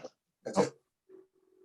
Yeah, I think if, you know, instead of saying it was just approved and it's an appeal, just saying that it's in a permitting process, or it's an appeal, you know, in itself will not hold anything against the commission. And just kind of explicitly state, I think like Ben referenced earlier, that when you are accepting this plan, you know, this does not, whatever his nice words were, you know, you're accepting kind of the goals, but not anything project specific. You know, I think a lot of, you know, that can be done. Usually commissions or boards, when they're accepting something, we accept this, and, you know, this is kind of our disclaimer or comments. So I think that's more than, you know, okay, as long as you're fundamentally accepting, you know, the goals versus the proposed projects that, you know, the town thinks they need.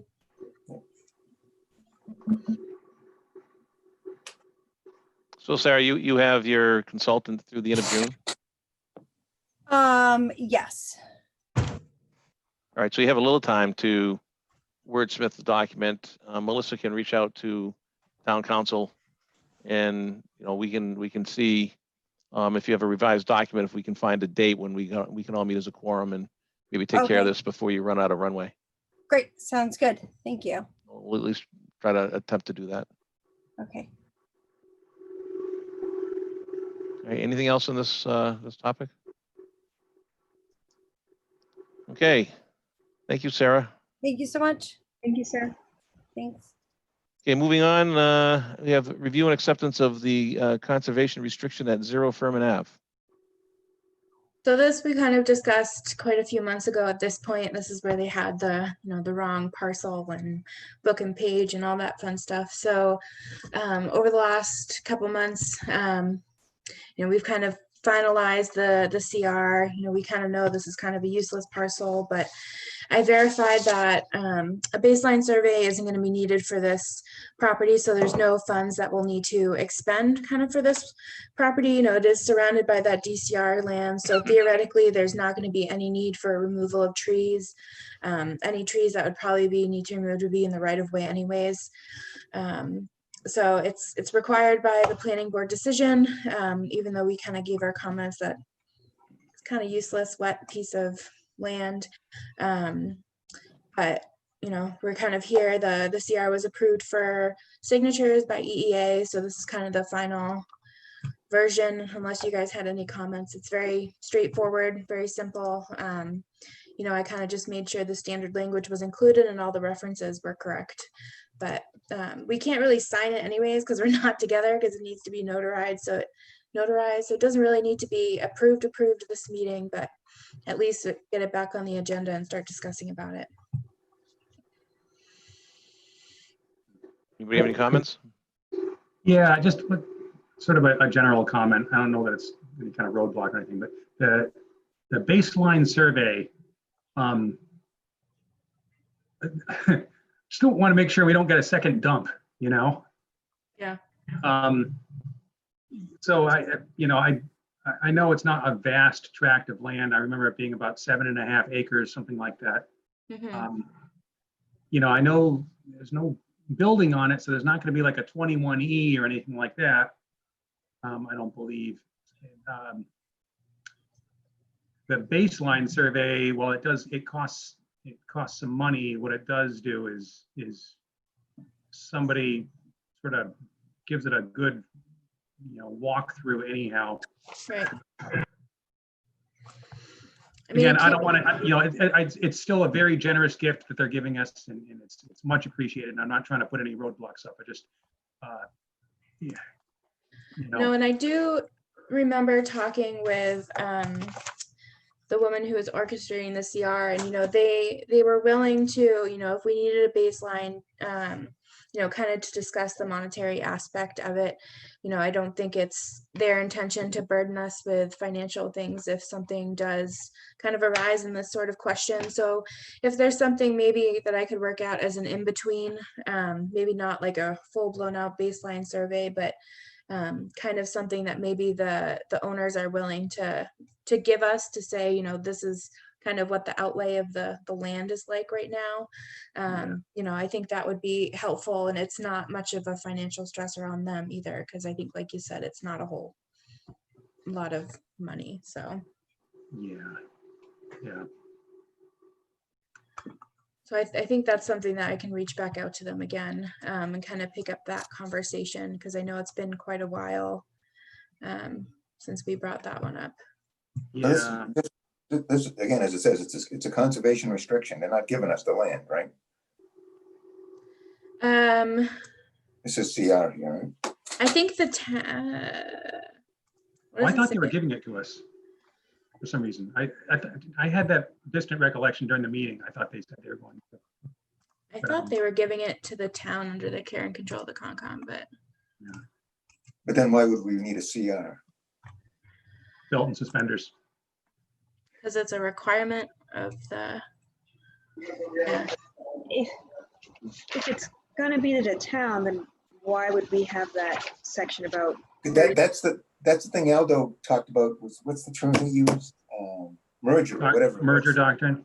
Well, there are other, like the Halloran parcel that it's under care and control of conservation, but we're also putting a SVT is going to hold the CR on it. Yeah. That's different. That's different. That's different. That's an independent group holding the CR. So we are just the grantee of the CR. I don't know if at this time they are going to gift the land itself to the town.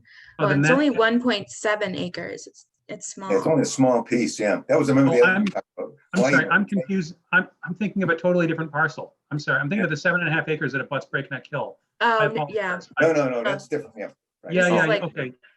And if they're keeping the underlying ownership, I don't have any concerns at all. It takes care of all any work I have. Sorry to use things. Yeah, so America. Tiny triangle, right? Yeah, that's surrounded by DCR land. Yeah. And it's pretty much 99% wet at least. So.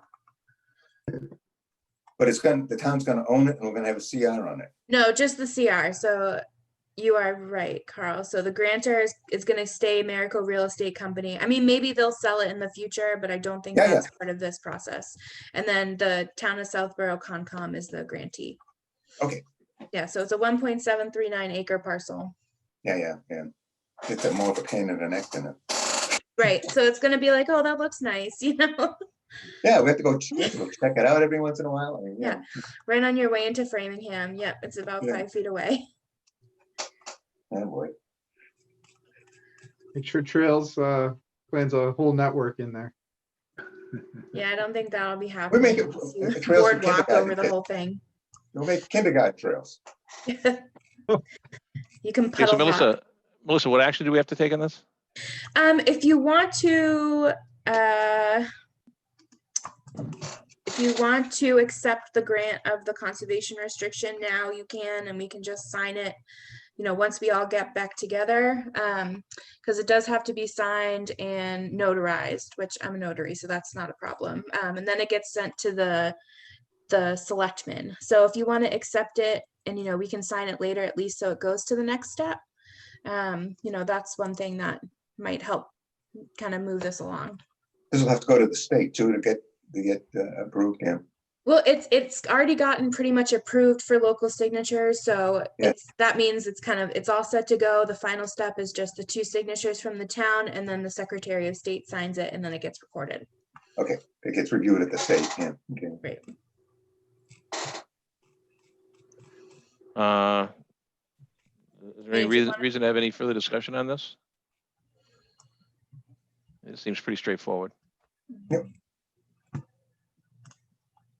right, do I hear a motion to accept the CR for 0 Furman Ave? So moved. Is there a second? Second. Got a tie. I heard Judith. Okay. Her box lit up at least. All right, so I'm gonna go through roll call. So Judith, Aye. Ben, Aye. Jeff, Aye. Carl, Aye. Russ, Aye. Barry, Aye. Mark. Aye. I thought someone said no. Like, okay. All right. So we're all set with that. One of these days we'll get it signed when we all see each other for real again. All right, next we have the request for the certificate of compliance, 18 Middle Road, DEP number 290-943. So this is in conjunction with the ongoing application that we have in front of us now. It just came up during the review that it had an outstanding order. Nothing was ever done on this project, so we would just be issuing an invalid certificate of compliance.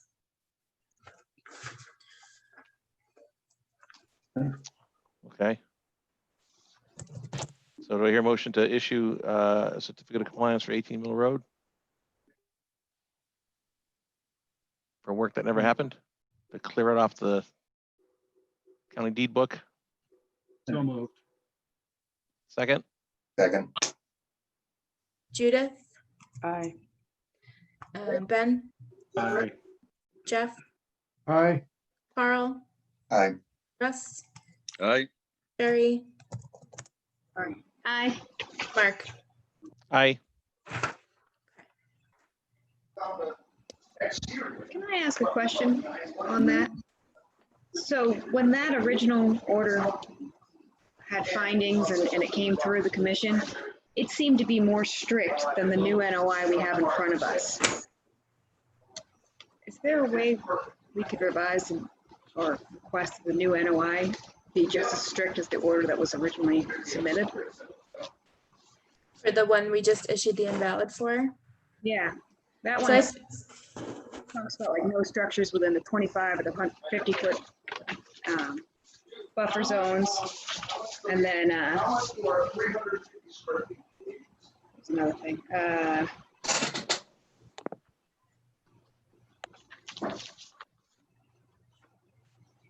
Oh, yeah, the limit of work shall strictly be adhered to and no activity shall occur within a 20-foot no disturbance. It seems like this new plan has them kissing the 20-foot no disturbance and actually invading it to do replanting. I think that's, yeah, up to the commission to kind of make that comment. I can definitely pass that along to the engineer. I would, I guess, hesitate to talk about the public hearing, the current one right now. But I would say I will remind the engineer of the previous restrictions that were placed. That was more my comment.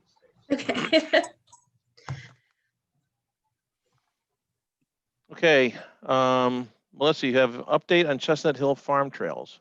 So I today kind of spent my time really going through the CR and outlining what is kind of allowed by right, what is kind of needs review and approval, what just needs notice, and then kind of made some comments between things that we were talking about in terms of management plan, and what else. And in terms of the pigs are gone.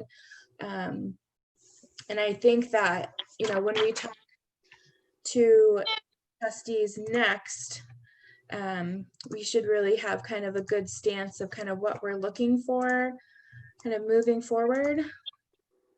So I uploaded this to the Dropbox kind of right before I left Townhouse today.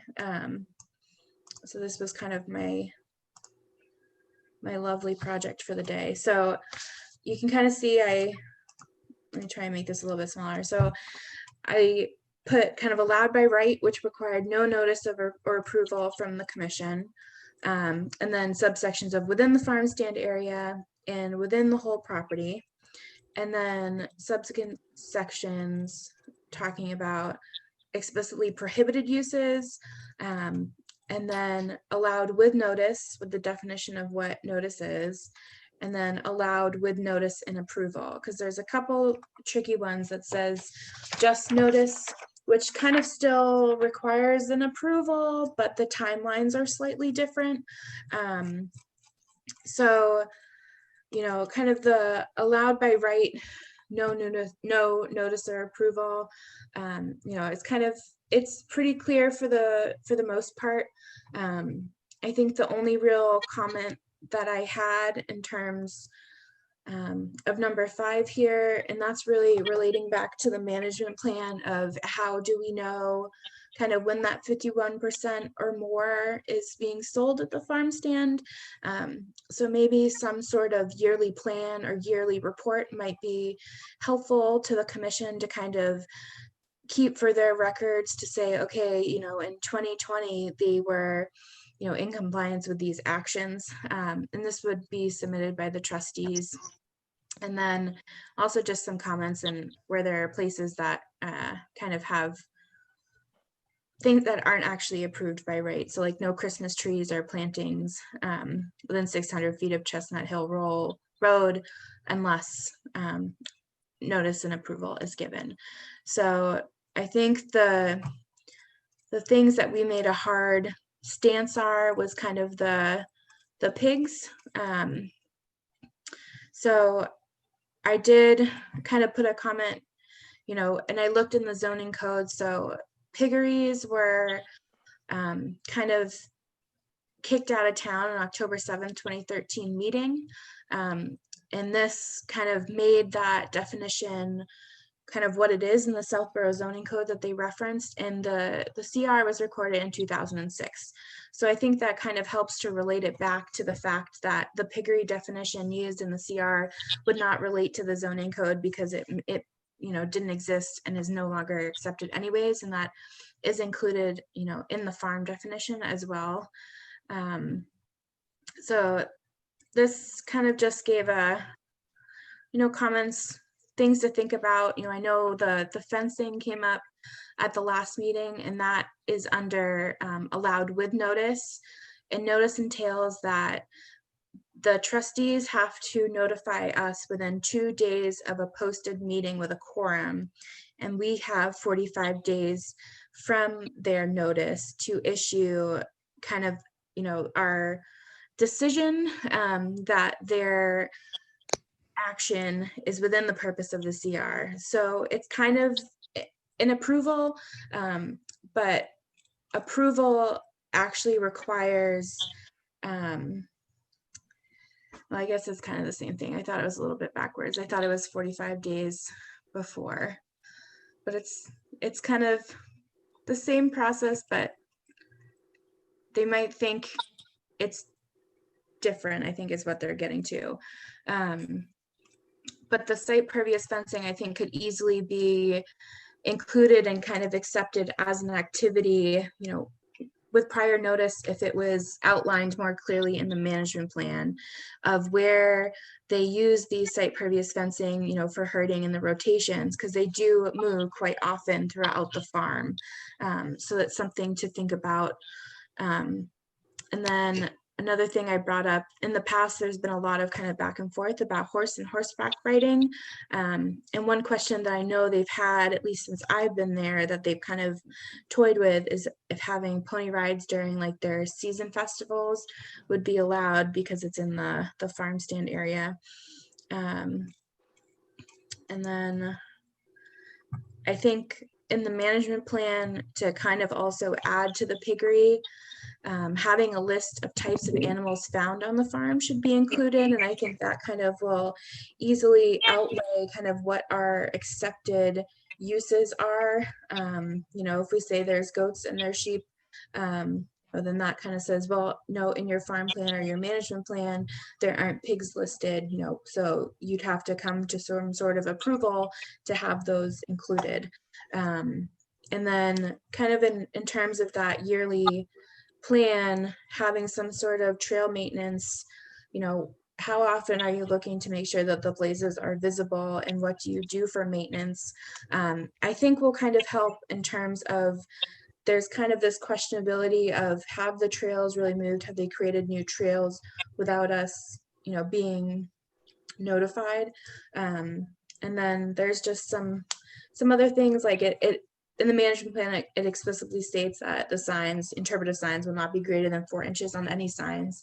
In the Storybook Trail that's currently there is definitely larger than 4 inches, but I don't think that's really hurting anything. But that's also something that wasn't kind of brought to the commission to identify. So I'm hoping that, you know, by putting these kind of in the explicit categories to saying, you know, this is what you're allowed to do and what you're not allowed to do. And if it doesn't say, you know, in that explicitly permitted, then you need to come before us and ask, and you need to follow these deadlines or you will be in breach of the CR. So I think what we really want to do is before we ask the trustees, is there's anything else specific that you want to comment on and saying this is our position or this is our feeling, this is what we should include or you should include in the next management plan, that'd be good to have prior to really having that sit down discussion with the trustees, because it's putting kind of our step forward versus kind of having them telling us what they are thinking and what they want to do. And Melissa, I have a question. You Yep. mind? Now, we still use SVT on an annual basis for inspection, right? Yep. Okay, so if they're, so they would, as I was following you, if they made any trail modifications or anything like that, that would show up in the annual inspection, right? I think that would, right? Yeah, so that would, you know, sometimes they don't necessarily, you know, look at hard at every single trail, you know, just kind of looking to make sure nothing has been widened. But I think, yes, if something was completely new, you know, we would know about it. Yeah. You know, I think it's just kind of in that meantime, you know, especially they're thinking of new trails and they were going to come before us for that creation of the new trail. But I think the yearly report kind of is more of a summary of, you know, did you do any maintenance, you know, for them to kind of think about beforehand, you know, oh, if we're going to tell them something and they didn't, and if we didn't ask the commission for their approval, then we might need to get on top of something. So, you know, maybe not necessarily a annual report on, you know, the differences in trails, but maybe just kind of like, what did you do this year? You know, I think with that 51% needs to be sold at the farm stand that comes from the farm. That's kind of something really hard to track. And I don't know how much the commission really wants to track that, but it's something to take into consideration as well. Seems like an awfully strange requirement.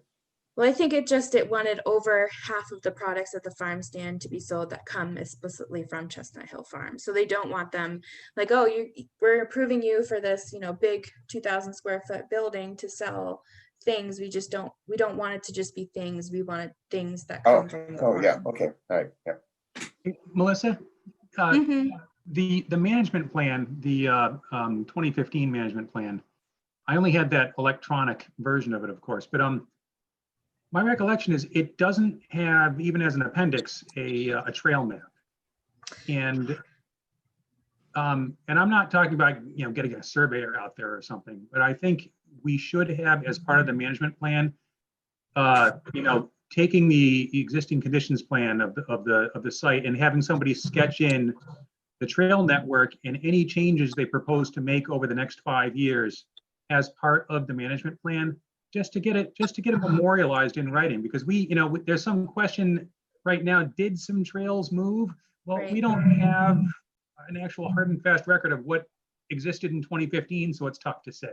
Yeah, and it does say actually in the management plan that any changes to trails will be taken with GIS coordinates.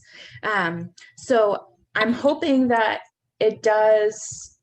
they do exist. I know I have a more robust folder in the office that maybe on Monday when I'm back, I'll kind of go through. But I think that's mostly like SVT's yearly reports and, kind of the old hoop house discussion and things like that. But I think probably the signed management plans are in there.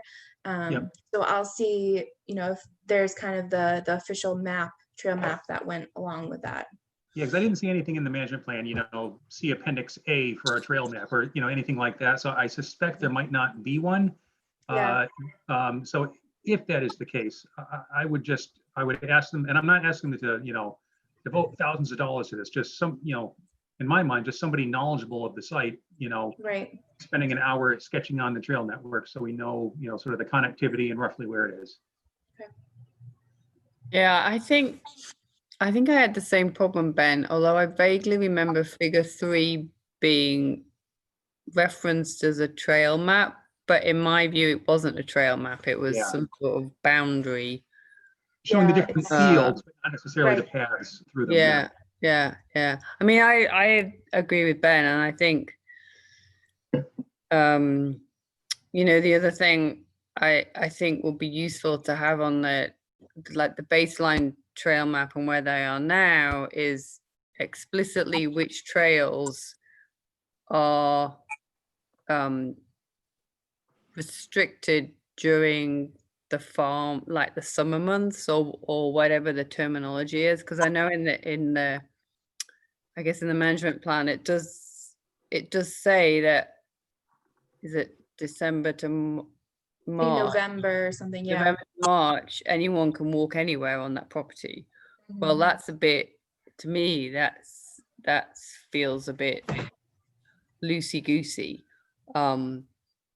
because even though, there's maybe not farm activity going on, where you've got, you don't necessarily want people splodging all over that land when there's ice, and because it's going to disturb the ground conditions. It's just healthy for land to be walked on if it's not on a trail. So right. And actually figure 4 is a trails map prepared by SVT, and that was done in September of 2005. So that's in the management plan. So that's after the property map. Oh, I don't think, maybe I didn't see on that. page 11. Okay. So that might help get a little bit more of the history as well. Right. And I think, on where you've got management plan requirements and thoughts, you've got the point about trail maintenance of trails inspected for visibility of blazes. I think it's also, I'd like to see some sort of, proposal or summary of how they actually think about the condition of the trails and the maintenance of the trails, because there's a couple of trails in particular, the ones, I think it's the Maple Trail out the back, that we're desperately in need of bog bridges this spring. I mean, the conditions were really, really wet, and it was the classic what happens when it's wet and muddy. People create their own paths around it, which is really against the race rule. And they've, you know, it shouldn't be too difficult to put those temporary bog bridges in it. You know, they've got them on the Beale property in a couple of places. So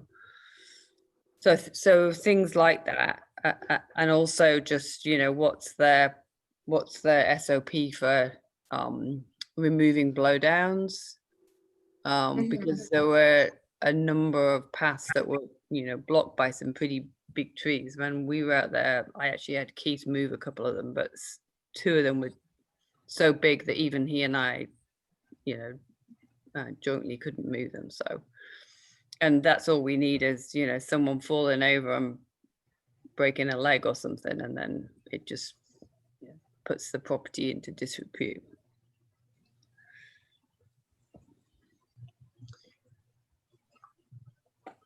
Melissa, you put this on the Dropbox? Yeah.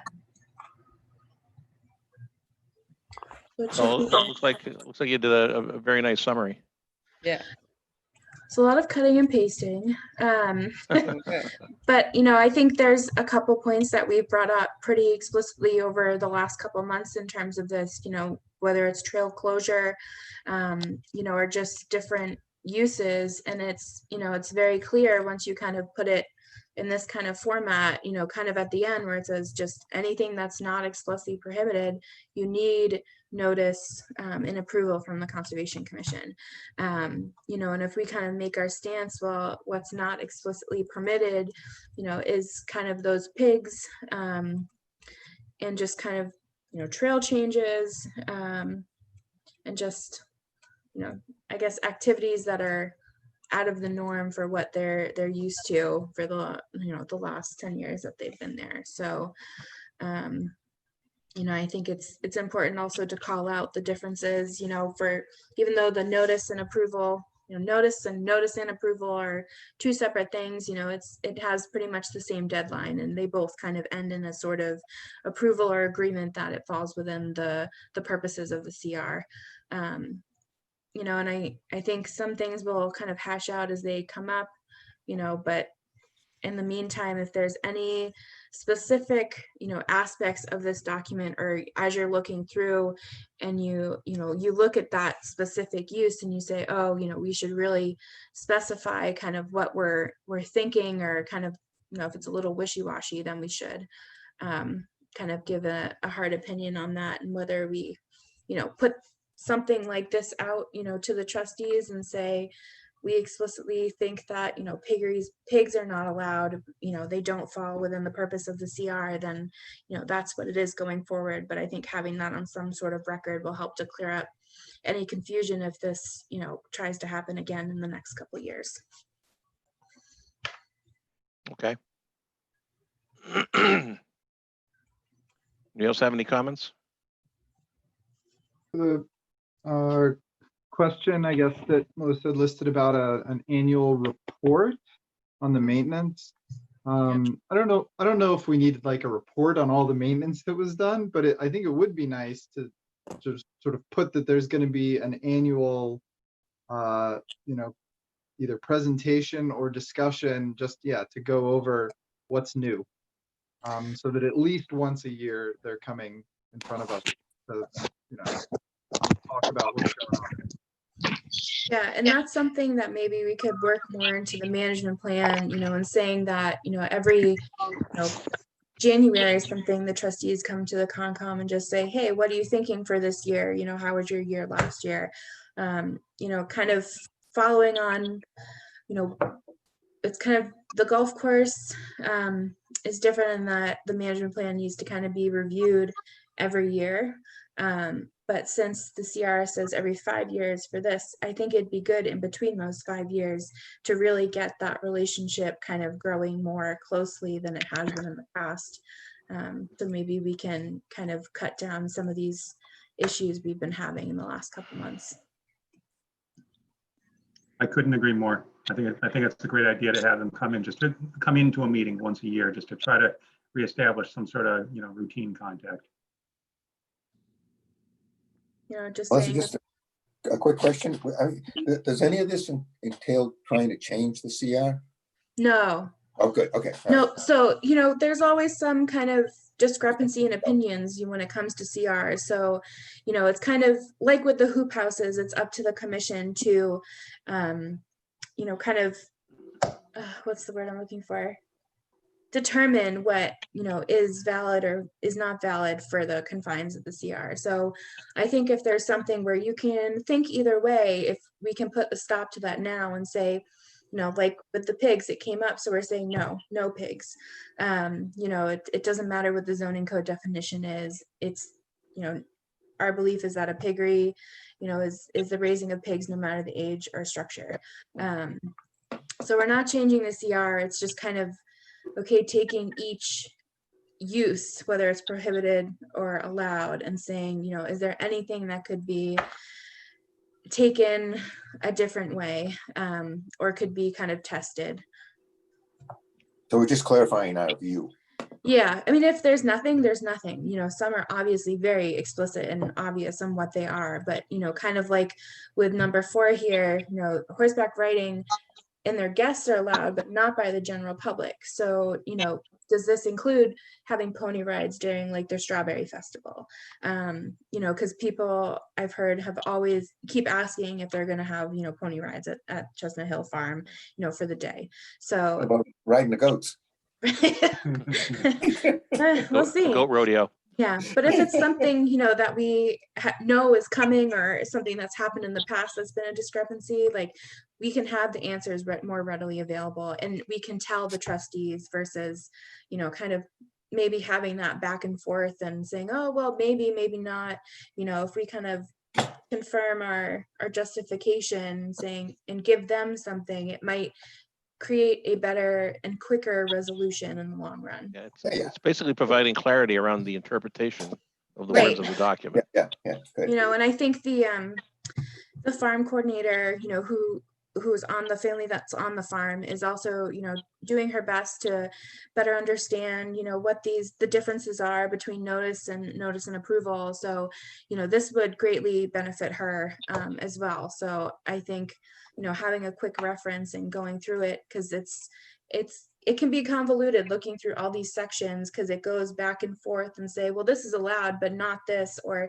this isn't allowed unless it's this. So when there was kind of some of that conflicts, I tried to like highlight it, red is, oh God, that's actually not allowed, even though it's an allowed use. And then green in the prohibited uses is actually an allowed use, even though it's under prohibited uses.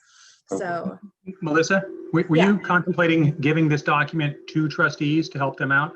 I think, yeah, some Okay. sort of this. Just one thing, I know I'm kind of splitting hairs here. With regards to the pigs, the CR prohibits commercial hog farming and commercial piggeries. Mhm. And here's where I split hairs.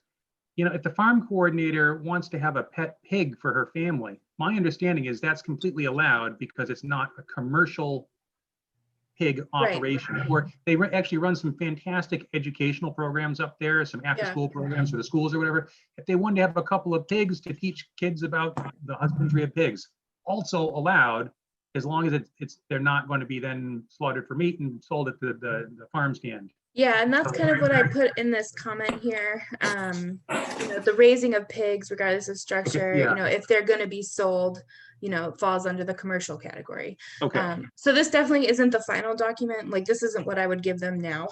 Yeah, This is okay. just kind of a culmination of some of the comments that we've already had and some things that I've started thinking about. So feel free, if anyone, wants to download this Word document, add your own comments, send it back to me, and I can kind of put them all together so that we can all be, on the same page and kind of get that final, decision of where we fall in some of these issues. All right, that sounds good. And we have 5 new public hearings for the next meeting, so I'm not sure if we want the trustees to come to that meeting, but it'll be great. Well, first off, we'll have to see if we're going to have public hearings at that meeting. Yeah. See where we are with this whole COVID phasing. All right, let's move on. Next item is golf course management plan. Oh, yeah. Yeah, so I sent this out the beginning of May. So as I'm sure you're all familiar, the golf course CR calls for a yearly review of the management plan. So what myself, Kristen, and Lauren from SVT did was kind of wrote up the management plan. We took a lot, just of what they're doing right now, a lot of status quo, because there's not necessarily a lot of room for change right now. But we also put in as many of the simple changes to meet that Audubon International plan as we could. I think the only aspect that kind of got maybe not pushed aside, but kind of got shortened a little bit is originally we had 25 feet from the stream for no mowing, but the golf course management company said that they would do 10 feet. And I think that's a good start, and a lot, I guess, better than it is right now. So I did send this to Mark Purple on May 8th when I sent it to you guys for his and the BOS's review and approval, since all parties have to agree to it. And I haven't heard anything back from him, so I have to follow up with that. But, a lot of it's just kind of the background. And then anything with a star is working or meeting the Audubon International requirements. So, the maintenance contract right now for the golf course is kind of strictly that. It's maintenance. It's nothing, new that they would do. So really by default, they're kind of doing a lot of the things that would be required for the Audubon International plan. But if there's, if you guys kind of had looked through and there was any things that you'd seen, questions or comments or changes you wanted. So I guess I have one general question, Melissa. Maybe it's because I haven't really found the relevant section, but I think I read somewhere that the Sudbury Reservoir Trail that goes through the golf course, the public can only walk on that. Is it, what did I write down? December to March? I think with the golf course is closed. Right. So is that like signed in some way there? I don't think so. Because I hear different people say, just in passing say about, well, question, can they walk on the golf course? Can they not walk on the golf course? Is there something in here around, so how do we communicate that with people? I don't know how to communicate it besides signs. I think a lot of people, it's just their common knowledge that they know, you can really just walk there when golfing isn't happening. Right.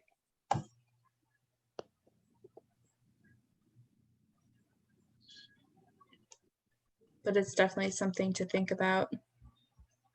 Yeah, I mean, I think particularly now, because, there is a lot more focus on those trails, and there's the new signboard on the other side of the road by the cemetery, and with the Burroughs Loop Trail and the Bay Circuit Trail. I think it's, and I think particularly now, because people have been out walking that were not necessarily out walking before, it might be worth just thinking about how we do that. Maybe we can kind of talk to Kat McKee as well. It might be there for safety reasons. Right. I don't know. I'm sure. To not get hit by a golf ball. Yeah.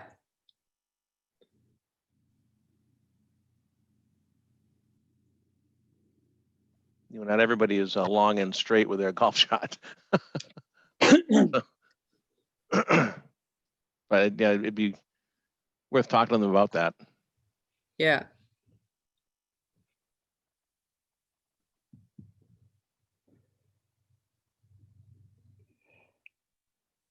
Actually, going to follow up with Mark Purple on this? Yeah. And I think if the commission doesn't have any specific, changes that they want to see, if you're willing to kind of accept this now, that might help roll the wheel per se.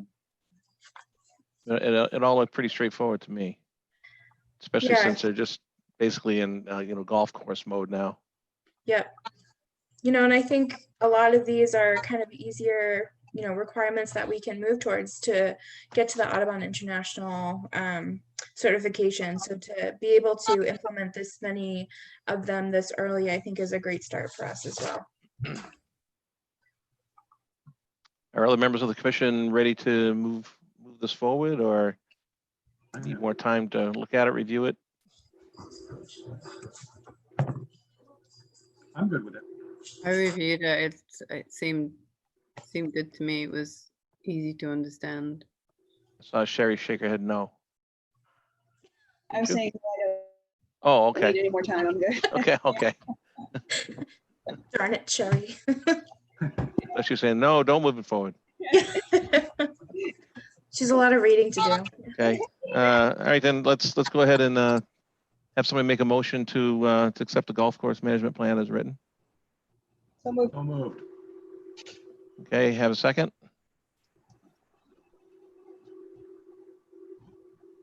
Second. Oh, Carl's on mute. I think he tried, but. Can't keep track of. Yeah. All right. Judith, Aye. Ben, Aye. Jeff, All right. Carl, Aye. Russ, Aye. Sherry, Mark. Aye. All right. Okay, looks like we're at the end of the agenda. I have a couple of Matt, questions. Can Matt I? left, so. Yep. I Here we go. Good, Judith. So just a couple of one is, did we get the recording secretary approved and funded? We did. When do they start? July, well, hopefully July 1st. I got to put out a posting. I don't know if I technically had to put out a posting, but I'll talk with Vanessa on Monday about how to do that. But yes, that somehow slid back in there. Well, the thanks- budget's not approved yet. Yeah, it is. I thought I had to go to town meeting on the 13th. It already went to town. Oh, it meeting. is. It's the 18th. That was, Oh, that was last Saturday. I got my days all mixed up. Nice job, Mark. Yeah. I was there. I had to speak. It was great. Good job defending our money. Yeah, I did my best. No, but advisory actually put the recording secretary back into the budget, trying to help some of the positions. So they were very helpful with that. Chelsea Malinowski actually called me, kind of to discuss it. So that was really nice. So hopefully that'll help out a lot more, for me to help facilitate and discuss more at meetings, when we're back in townhouse. And then the follow-up afterwards will be so nice not to have to do. So can I ask my second question then on as my old boss used to say, the sordid subject of coin. Do we have budget for training next year? Because I'd really like to do the fundamentals training. Not that Jeff shamed me into that, but now I've got years worth of experience on the Conservation Commission. I might have some idea what I'm actually looking at and meant to be doing. So. Yes, so we will have money for training. I just need to talk with the accountant because right now there's a hold kind of on spending. So we wouldn't be able to pay for training this FY. Yeah, I'm thinking more about. Yeah, so I just have to check. Months. Yeah, I just have to check like when they're opening up, past that extra spending limit, if that starts on July 1st or if there's another date. Okay. But the commission can also use WPA funds for training as well. So that could be an option. On a plus side, the overages that we have spent on Park Central, they have paid the overage. So, we are kind of caught up. We don't have that extra 19 grand, but we're not in the hole for anything. So that's, That's good. We'll have some of that available, for, it's not like the MCC trainings are incredibly expensive. So I'll let everyone know once I have a definitive date of when we can spend that money. Okay. Perfect, thank you. But we should be able to find, you know, something. Okay. Anything else? Yep. Oh, Carl?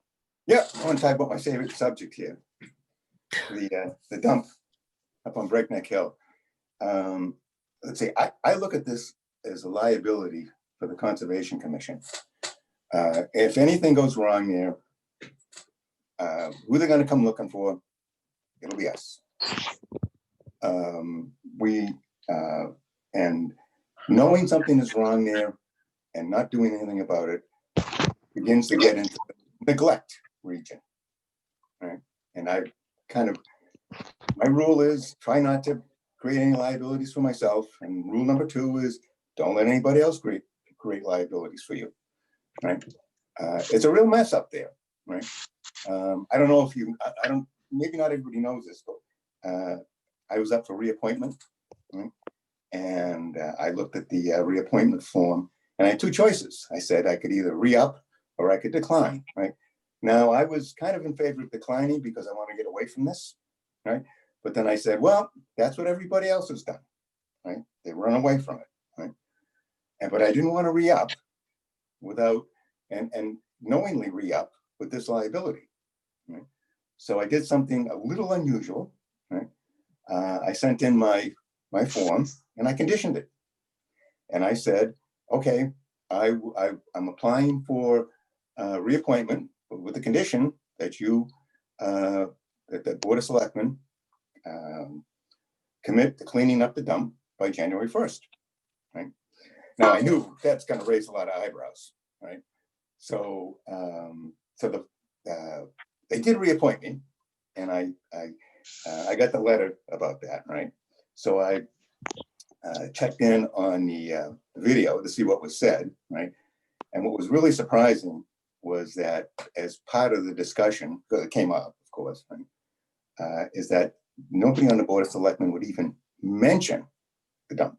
I mean, it's complete avoidance, right? I speak for myself, and I hope I warn everybody else on the commission is that, you know, we are liable. And if I bow out at this time, right, they're going to appoint somebody else, and they probably won't tell them about the dump, right? They're going to, you know, they're going to get suckered essentially, right? I know there's others who've been appointed recently, and you own the dump, right? We own it. So I'm kind of at the point where I figured out this would raise some issues, is that I think we should let this be known to DEP. We should just, I'd make a motion that we notify the DEP that the dump exists, have them come take a look at it and let us know what should be done. Now that should open up Pandora's box. Any comments? So, so Carl, we, the Southborough Conservation Commission has taken actions on this dump. It has not been ignored. It's still there. You don't like the track that we're going down, and that's fine. You know, you don't have to agree with it, but there's ongoing activity with testing that's going on there and so forth. Rock, you can test. It's like testing for COVID-19. Testing is fine. It just tells you you're sick. It doesn't cure it. We need a cure, not a test. I mean, you can talk about testing all you want. That's fine, right? But all testing does is says that it's only going to prove that maybe there's not a problem, right? The only way you're going to cure it is to fix it. Well, if there's not a problem, what do you have to cure? The problem is it's illegal. It's an illegal dump. And if anything happens, even though you test the living daylights out of it, and something comes out of there, and we knew about it. I mean, I'm not an attorney, but that sounds like negligence to me. I don't want to be part of that. I will say that I've come to more around to Carl's way of thinking on this. If only because the town has had knowledge now of the dump for I think it's about 15 years, and well, it's longer than that. They knew the dump yeah, was there when it was purchased. Right, but the towns, had knowledge of it and got some advice on it from an LSP long ago, and I don't know how much we're allowed to talk about this with all the attorney-client privilege nonsense. The redactions on those documents that I now regret voting in favor of that redacted release. We should have just simply released the documents. There's no legal case going forward. And I agree with Carl really that the work that's being done is, I feel it's a little bit superficial. And I feel that those documents, I made a mistake voting for the release of the redacted documents. I regret that. I'm starting to share Carl's frustration that the movement that the town's been making towards resolving the dump, it's been going at just a glacial pace. And I can certainly understand his urge to really run up and just kick the hornet's nest. I understand that we may now be a minority of two, but I've sort of come around to Carl's way of thinking on this. Yeah, and I want everybody to remember that there's, you can ask Aldo about this if you want, but if there's negligence, I don't think we're protected. This is something like, kind of like the Flint, Michigan thing. I mean, there's a reservoir involved here. I mean, this scares the living daylights out of me. So I think it should scare everybody else too. So as an update, the Board of Selectmen did vote to approve funds to have Lucas Environmental go out and analyze the wetlands for what the LSP stated the next step would be to determine if the wetlands go under the dump. So Matt has been working on a report and flagging those wetlands, and I think the big weight right now has been trying to get some of the old aerial historic photos. Just with COVID, that lag has been very overdue. So that was supposed to be done a couple months ago. So he's been waiting to finish his report. So the holdup right now is not on the town side. It's with the company that we ordered the aerial photos from. Yeah, well, if the town really wanted it done, it would get done. I mean, it's the case of will, right? Well, this is through a contractor, so it's not like we, necessarily issued them first. So, we issued the contract to Lucas Environmental, and he's been working on it. So, he's been out there, and he's just working on his final plan, final memo to give an update to the BOS and Concom.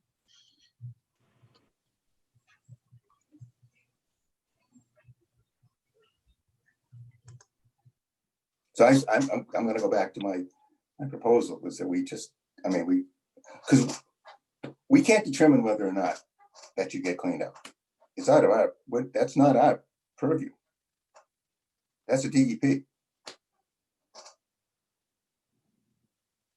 So we can't sit here and decide that we're not going to clean it up. So the purpose of hiring Lucas Environmental for the LSP is if the wetlands go under the pile, that's a different cleanup activity than if they do not. Yeah. That's part of the cleanup process. That's kind of part of the expense. So, yeah. Right. So I guess, Carl, to kind of put some, friends around this is that, there is an assessment going on to try to understand what track to take, right? Between the LSP, Lucas Environmental, and the town is aware of it. The selectmen are aware of it. Mark Purple's aware of it. Oh, they know about it. They know about it. They also, I know they've been aware of it for a while. They all know about it. Yeah, they all know about it, right? But it's way overdue. I mean, it's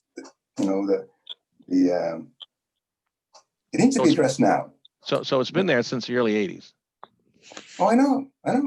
Right? Yeah, but when it was owned by the previous owner. Yeah, that's when the dump got going to put go there. into history. The history is, how we got stuck with this and all that. That's all history. I don't want to deal with that, right? And other people. It is relevant. It is relevant. Other people will want to know when they find out how much it's going to cost. There'll be plenty of questions about that, right? But we don't need to deal about that. What we need to do is, if we're responsible for it, and we should be pushing everything we can to get that cleaned up. We cannot sit here and tell people to take grass clippings out of a 20-foot buffer zone and be sitting on top of this. It's absolute, we lose our moral, as I put in our thing, I think to the selectmen, our moral authority is out the window. Well, I mean, you have a good point. But I mean, there is a path that we're going down. Well, the path should be, and honestly, you haven't been happy with that path from day one. And that's fine. You don't have to agree with it, but this is a path that was see liability. So Carl, it's taken a long time. Yeah. Can we take a time out here? Sure. Can you think about how much progress we have made since I took you on that faithful trip out there in the woods with Ben and his daughters? We are making progress. And I agree with both of you and Ben that we're sitting on a time bomb. That's why I took you out there. But oh yeah, appreciate it. You know, let's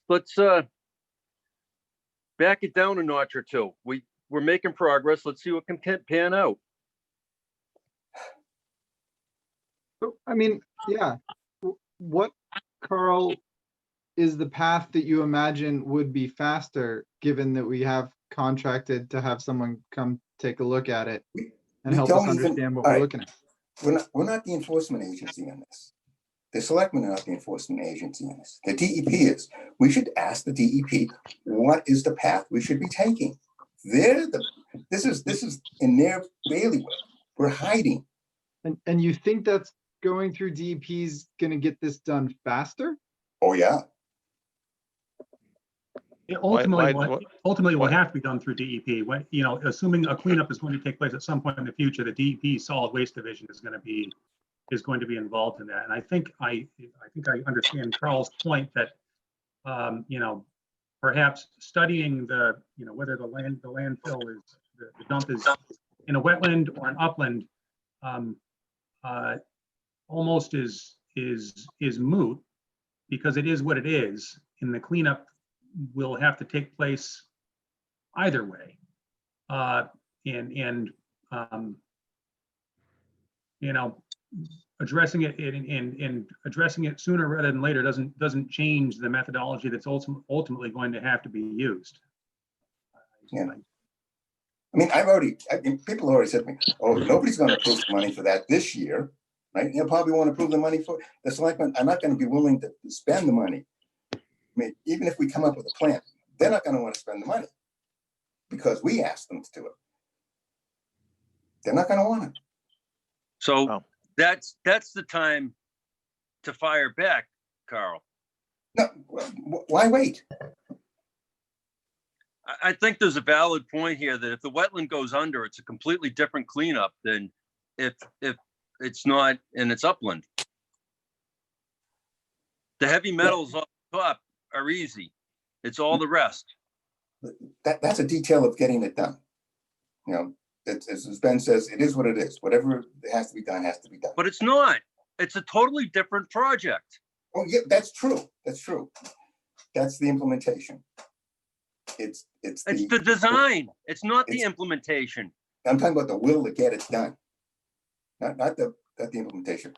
There's really no will in Southborough to get this done. There really isn't. I mean, the will is going to have to come from outside the town. I'm not going to sit here and dispute that all night, whether there's will or not. Well, I think we have to determine over 15 years, and nobody, and a lot of people have known about this, and nobody has been able to get this done. I mean, that's obvious. Nobody has been able to get, and a lot of people know about this. And I'm not here to name names. I'm not here to say anything bad about anybody else. You know, that's not my thing. Right? It's just that now I own it. I spent many years as a manufacturing engineer, right? And I learned the hard way, you see something wrong, you attack it, right? So this is something wrong, and we should attack it. Or it's gonna come back, or things like this just come right back and bite you really hard. And this could bite really, really hard. Well, we certainly have a path that we agreed to go down, and we're executing that.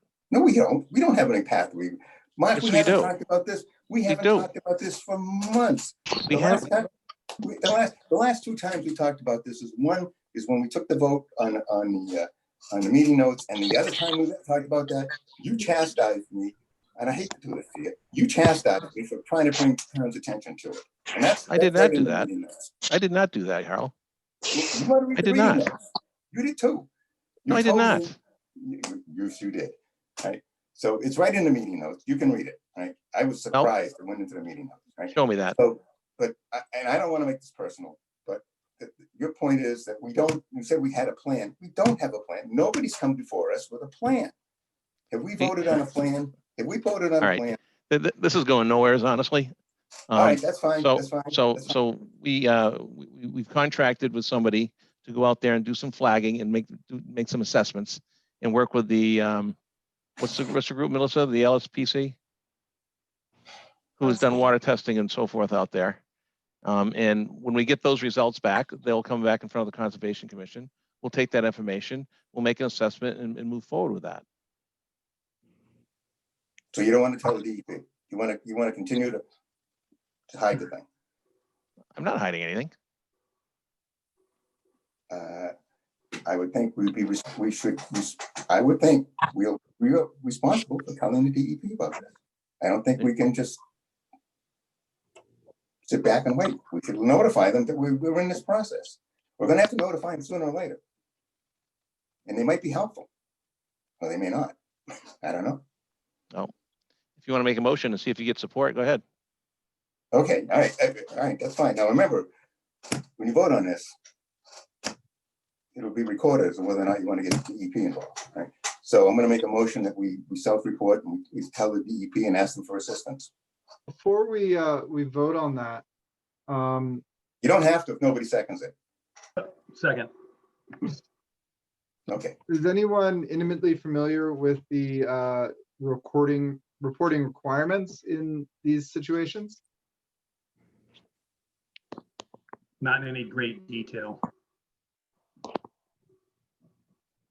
Like, what does it mean to report? To whom to report? What is the timeline for reporting? Yeah, Is it I'm an not. obligation to report upon I don't know the discovery details. of something? What do you think?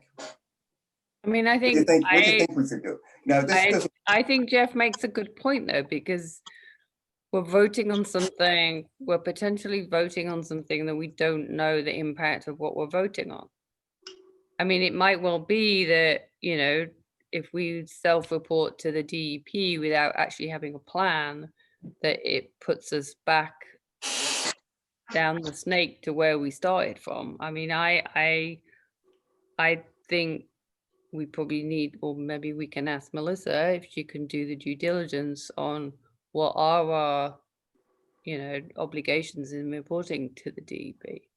And then if we should be, then absolutely, I think we should do. But I think I would rather understand the, you know, the detailed scope and scale of the problem and get a plan put in front of us that we can actually vote on to resolve it.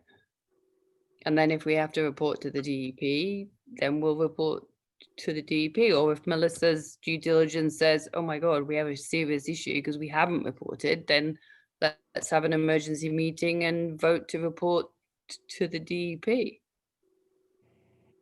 But we're kind of, you know, we're shooting in the dark a bit here. Yeah, I agree with you, Judith. I feel we are. I think it's well spoken. Just to offer some support to Carl here, what he's proposing, I believe, is that we notify DEP, the DEP Solid Waste Division, that we have become aware that there is an unpermitted dump within Southborough on town-owned property.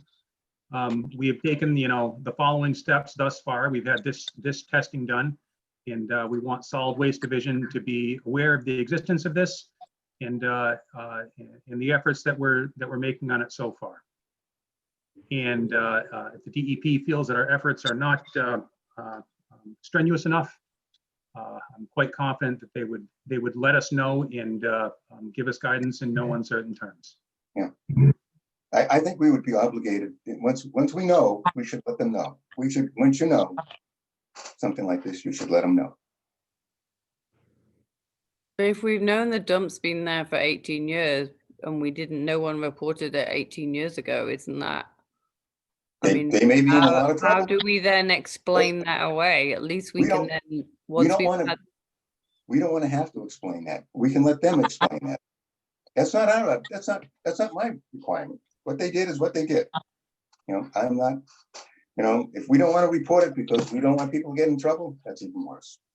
no, I don't think it's about not reporting, like deliberately not reporting it. It's saying report it when we understand what the implications are of that and make sure that we're doing the right things in terms of the assessment that we've commissioned, and that our expectation that on the back of that assessment we'll then get a plan that will come here for approval, and you know, maybe we have to get the DEP involved at that point. Maybe. There's no maybe here. I don't think there's a maybe. I don't think it's a maybe. This is we need to tell them. But we haven't told them so far. Yeah, and let's hope we're not in too much trouble for that. So why didn't, That's what- so, that's- you know, I'm that's just one of playing the devil's reasons- advocate here. Why didn't we tell them before? I don't know. I'm not sure the fact that we haven't told them is a good reason not to tell them. No, Uh, I'm not suggesting it is. I'm just saying, can we get our ducks in a row first Yeah. and find out what the Well, protocol is, so that we at least then go and say, you know, we have understood this is what we need to be doing. Just kind of, it feels like raising a red flag without, well, and all it would take would be to understand what the right, you know, steps are. That's all I'm suggesting. I'm not suggesting not doing it. I do think I it's think, but again, we will get a better sense of what the correct steps will be if we tell them what we're doing and what our concern is. I don't see a downside to this. I mean, it could cause a lot of trouble, but for the commission, I don't see a downside to this. so. To me, if we go and we're telling them, you know, we've known about this for 18 years, we're in the middle of doing a study, that's a little weird. Rather than waiting, you know, however many weeks, hopefully it's going to be before we have the results of that. Seems like we're going to be able to make a more useful document for them, a more useful sort of disclosure document for them once we have the input from Lucas. And so, I mean, to me, it seems more like we have our act together if we're submitting this along with some, you know, we can submit, you know, the results that we've gotten on the testing. We can submit whatever we get regarding where this latest study, and hopefully we can go into it and have, you know, vote to do that, being a little more informed about what the status of all this is in terms of our obligations for disclosure and all that. Yeah, And the process, like what is the usual process? How does this usually, I would like to hear or learn about how this has happened in other towns. Because I mean, for sure this happens, you know, pretty regularly, right? So what is the usual I don't think process? so. I don't think so. I don't think so. so, I mean, It's to something me, like Jeff, this. I think your approach is spot on, rather than, you know, just pulling the panic button and throwing it over the wall to DEP. This is not pulling. the And panic you know, button. and screaming, oh, we got this problem, come help us.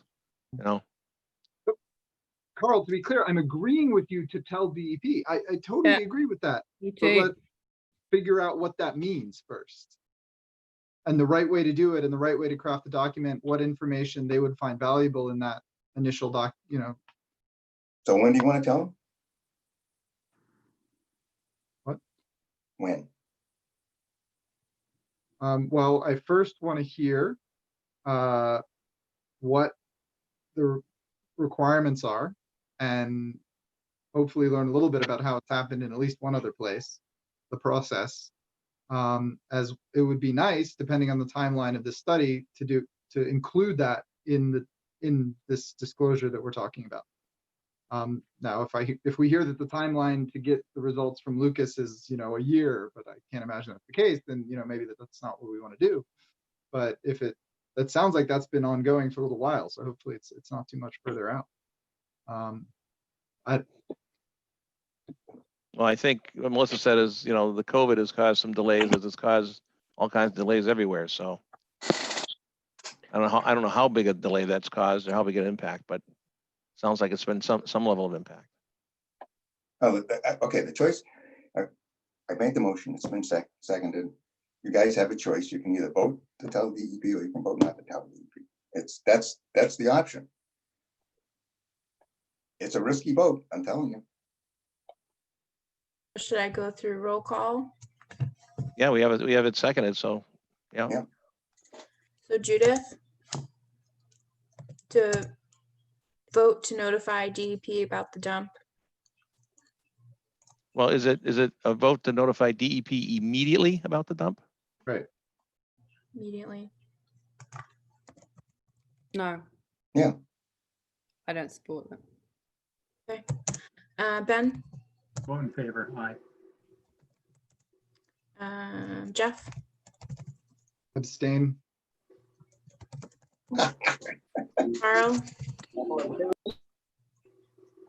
Carl? Aye. Russ? Nay. Sherry? No. Mark? Oh, no. Okay. So motion fails. 3, 4. 1, 2, 3, 4, 2, 2. And one abstention. Melissa, can you reach out to Lucas and try to find out when they're going to get out there? And Yeah, it will be. I've been in contact with Matt. He's going to be getting one of the stereoscopes. Oh, I can never say it. One of the aerials, hopefully in the next couple days. But the contract is over, June 30th. So he should have a final report in the next week and a half. all right, so that's pretty soon. Yeah. And Melissa, maybe you can ask him what his understanding is of what our protocols are for reporting to the DEP, because then we can get that picked up too. Absolutely. Can we get authorization to ask our special counsel about this topic? I think that'd have to be also approved from the BOS because right now she's only contracted for Park Central applications. If you want to know what special counsel says, right? Read and you can do it because you have authorization. Read the executive meeting notes from them. Oh, old special counsel. It was, yeah, I think it was no special. It was I think it was Attorney Crane. Yeah. Opinion on what should be done. Read the meeting note. Read the executive meeting notes. Yeah. Okay, but yes. Okay. Okay. Is that all? That's plenty. Yep. Okay, I think that's a wrap. Do I hear a motion to adjourn? So move. There's a second. Second. All in favor? Oh, roll call. Judith. Aye. Ben. Aye. Jeff. Aye. Carl. Aye. Russ. Aye. Sherry. Aye. Mark. Aye. Great. Meeting is adjourned. All right. Okay, all stay safe, guys stay later. healthy.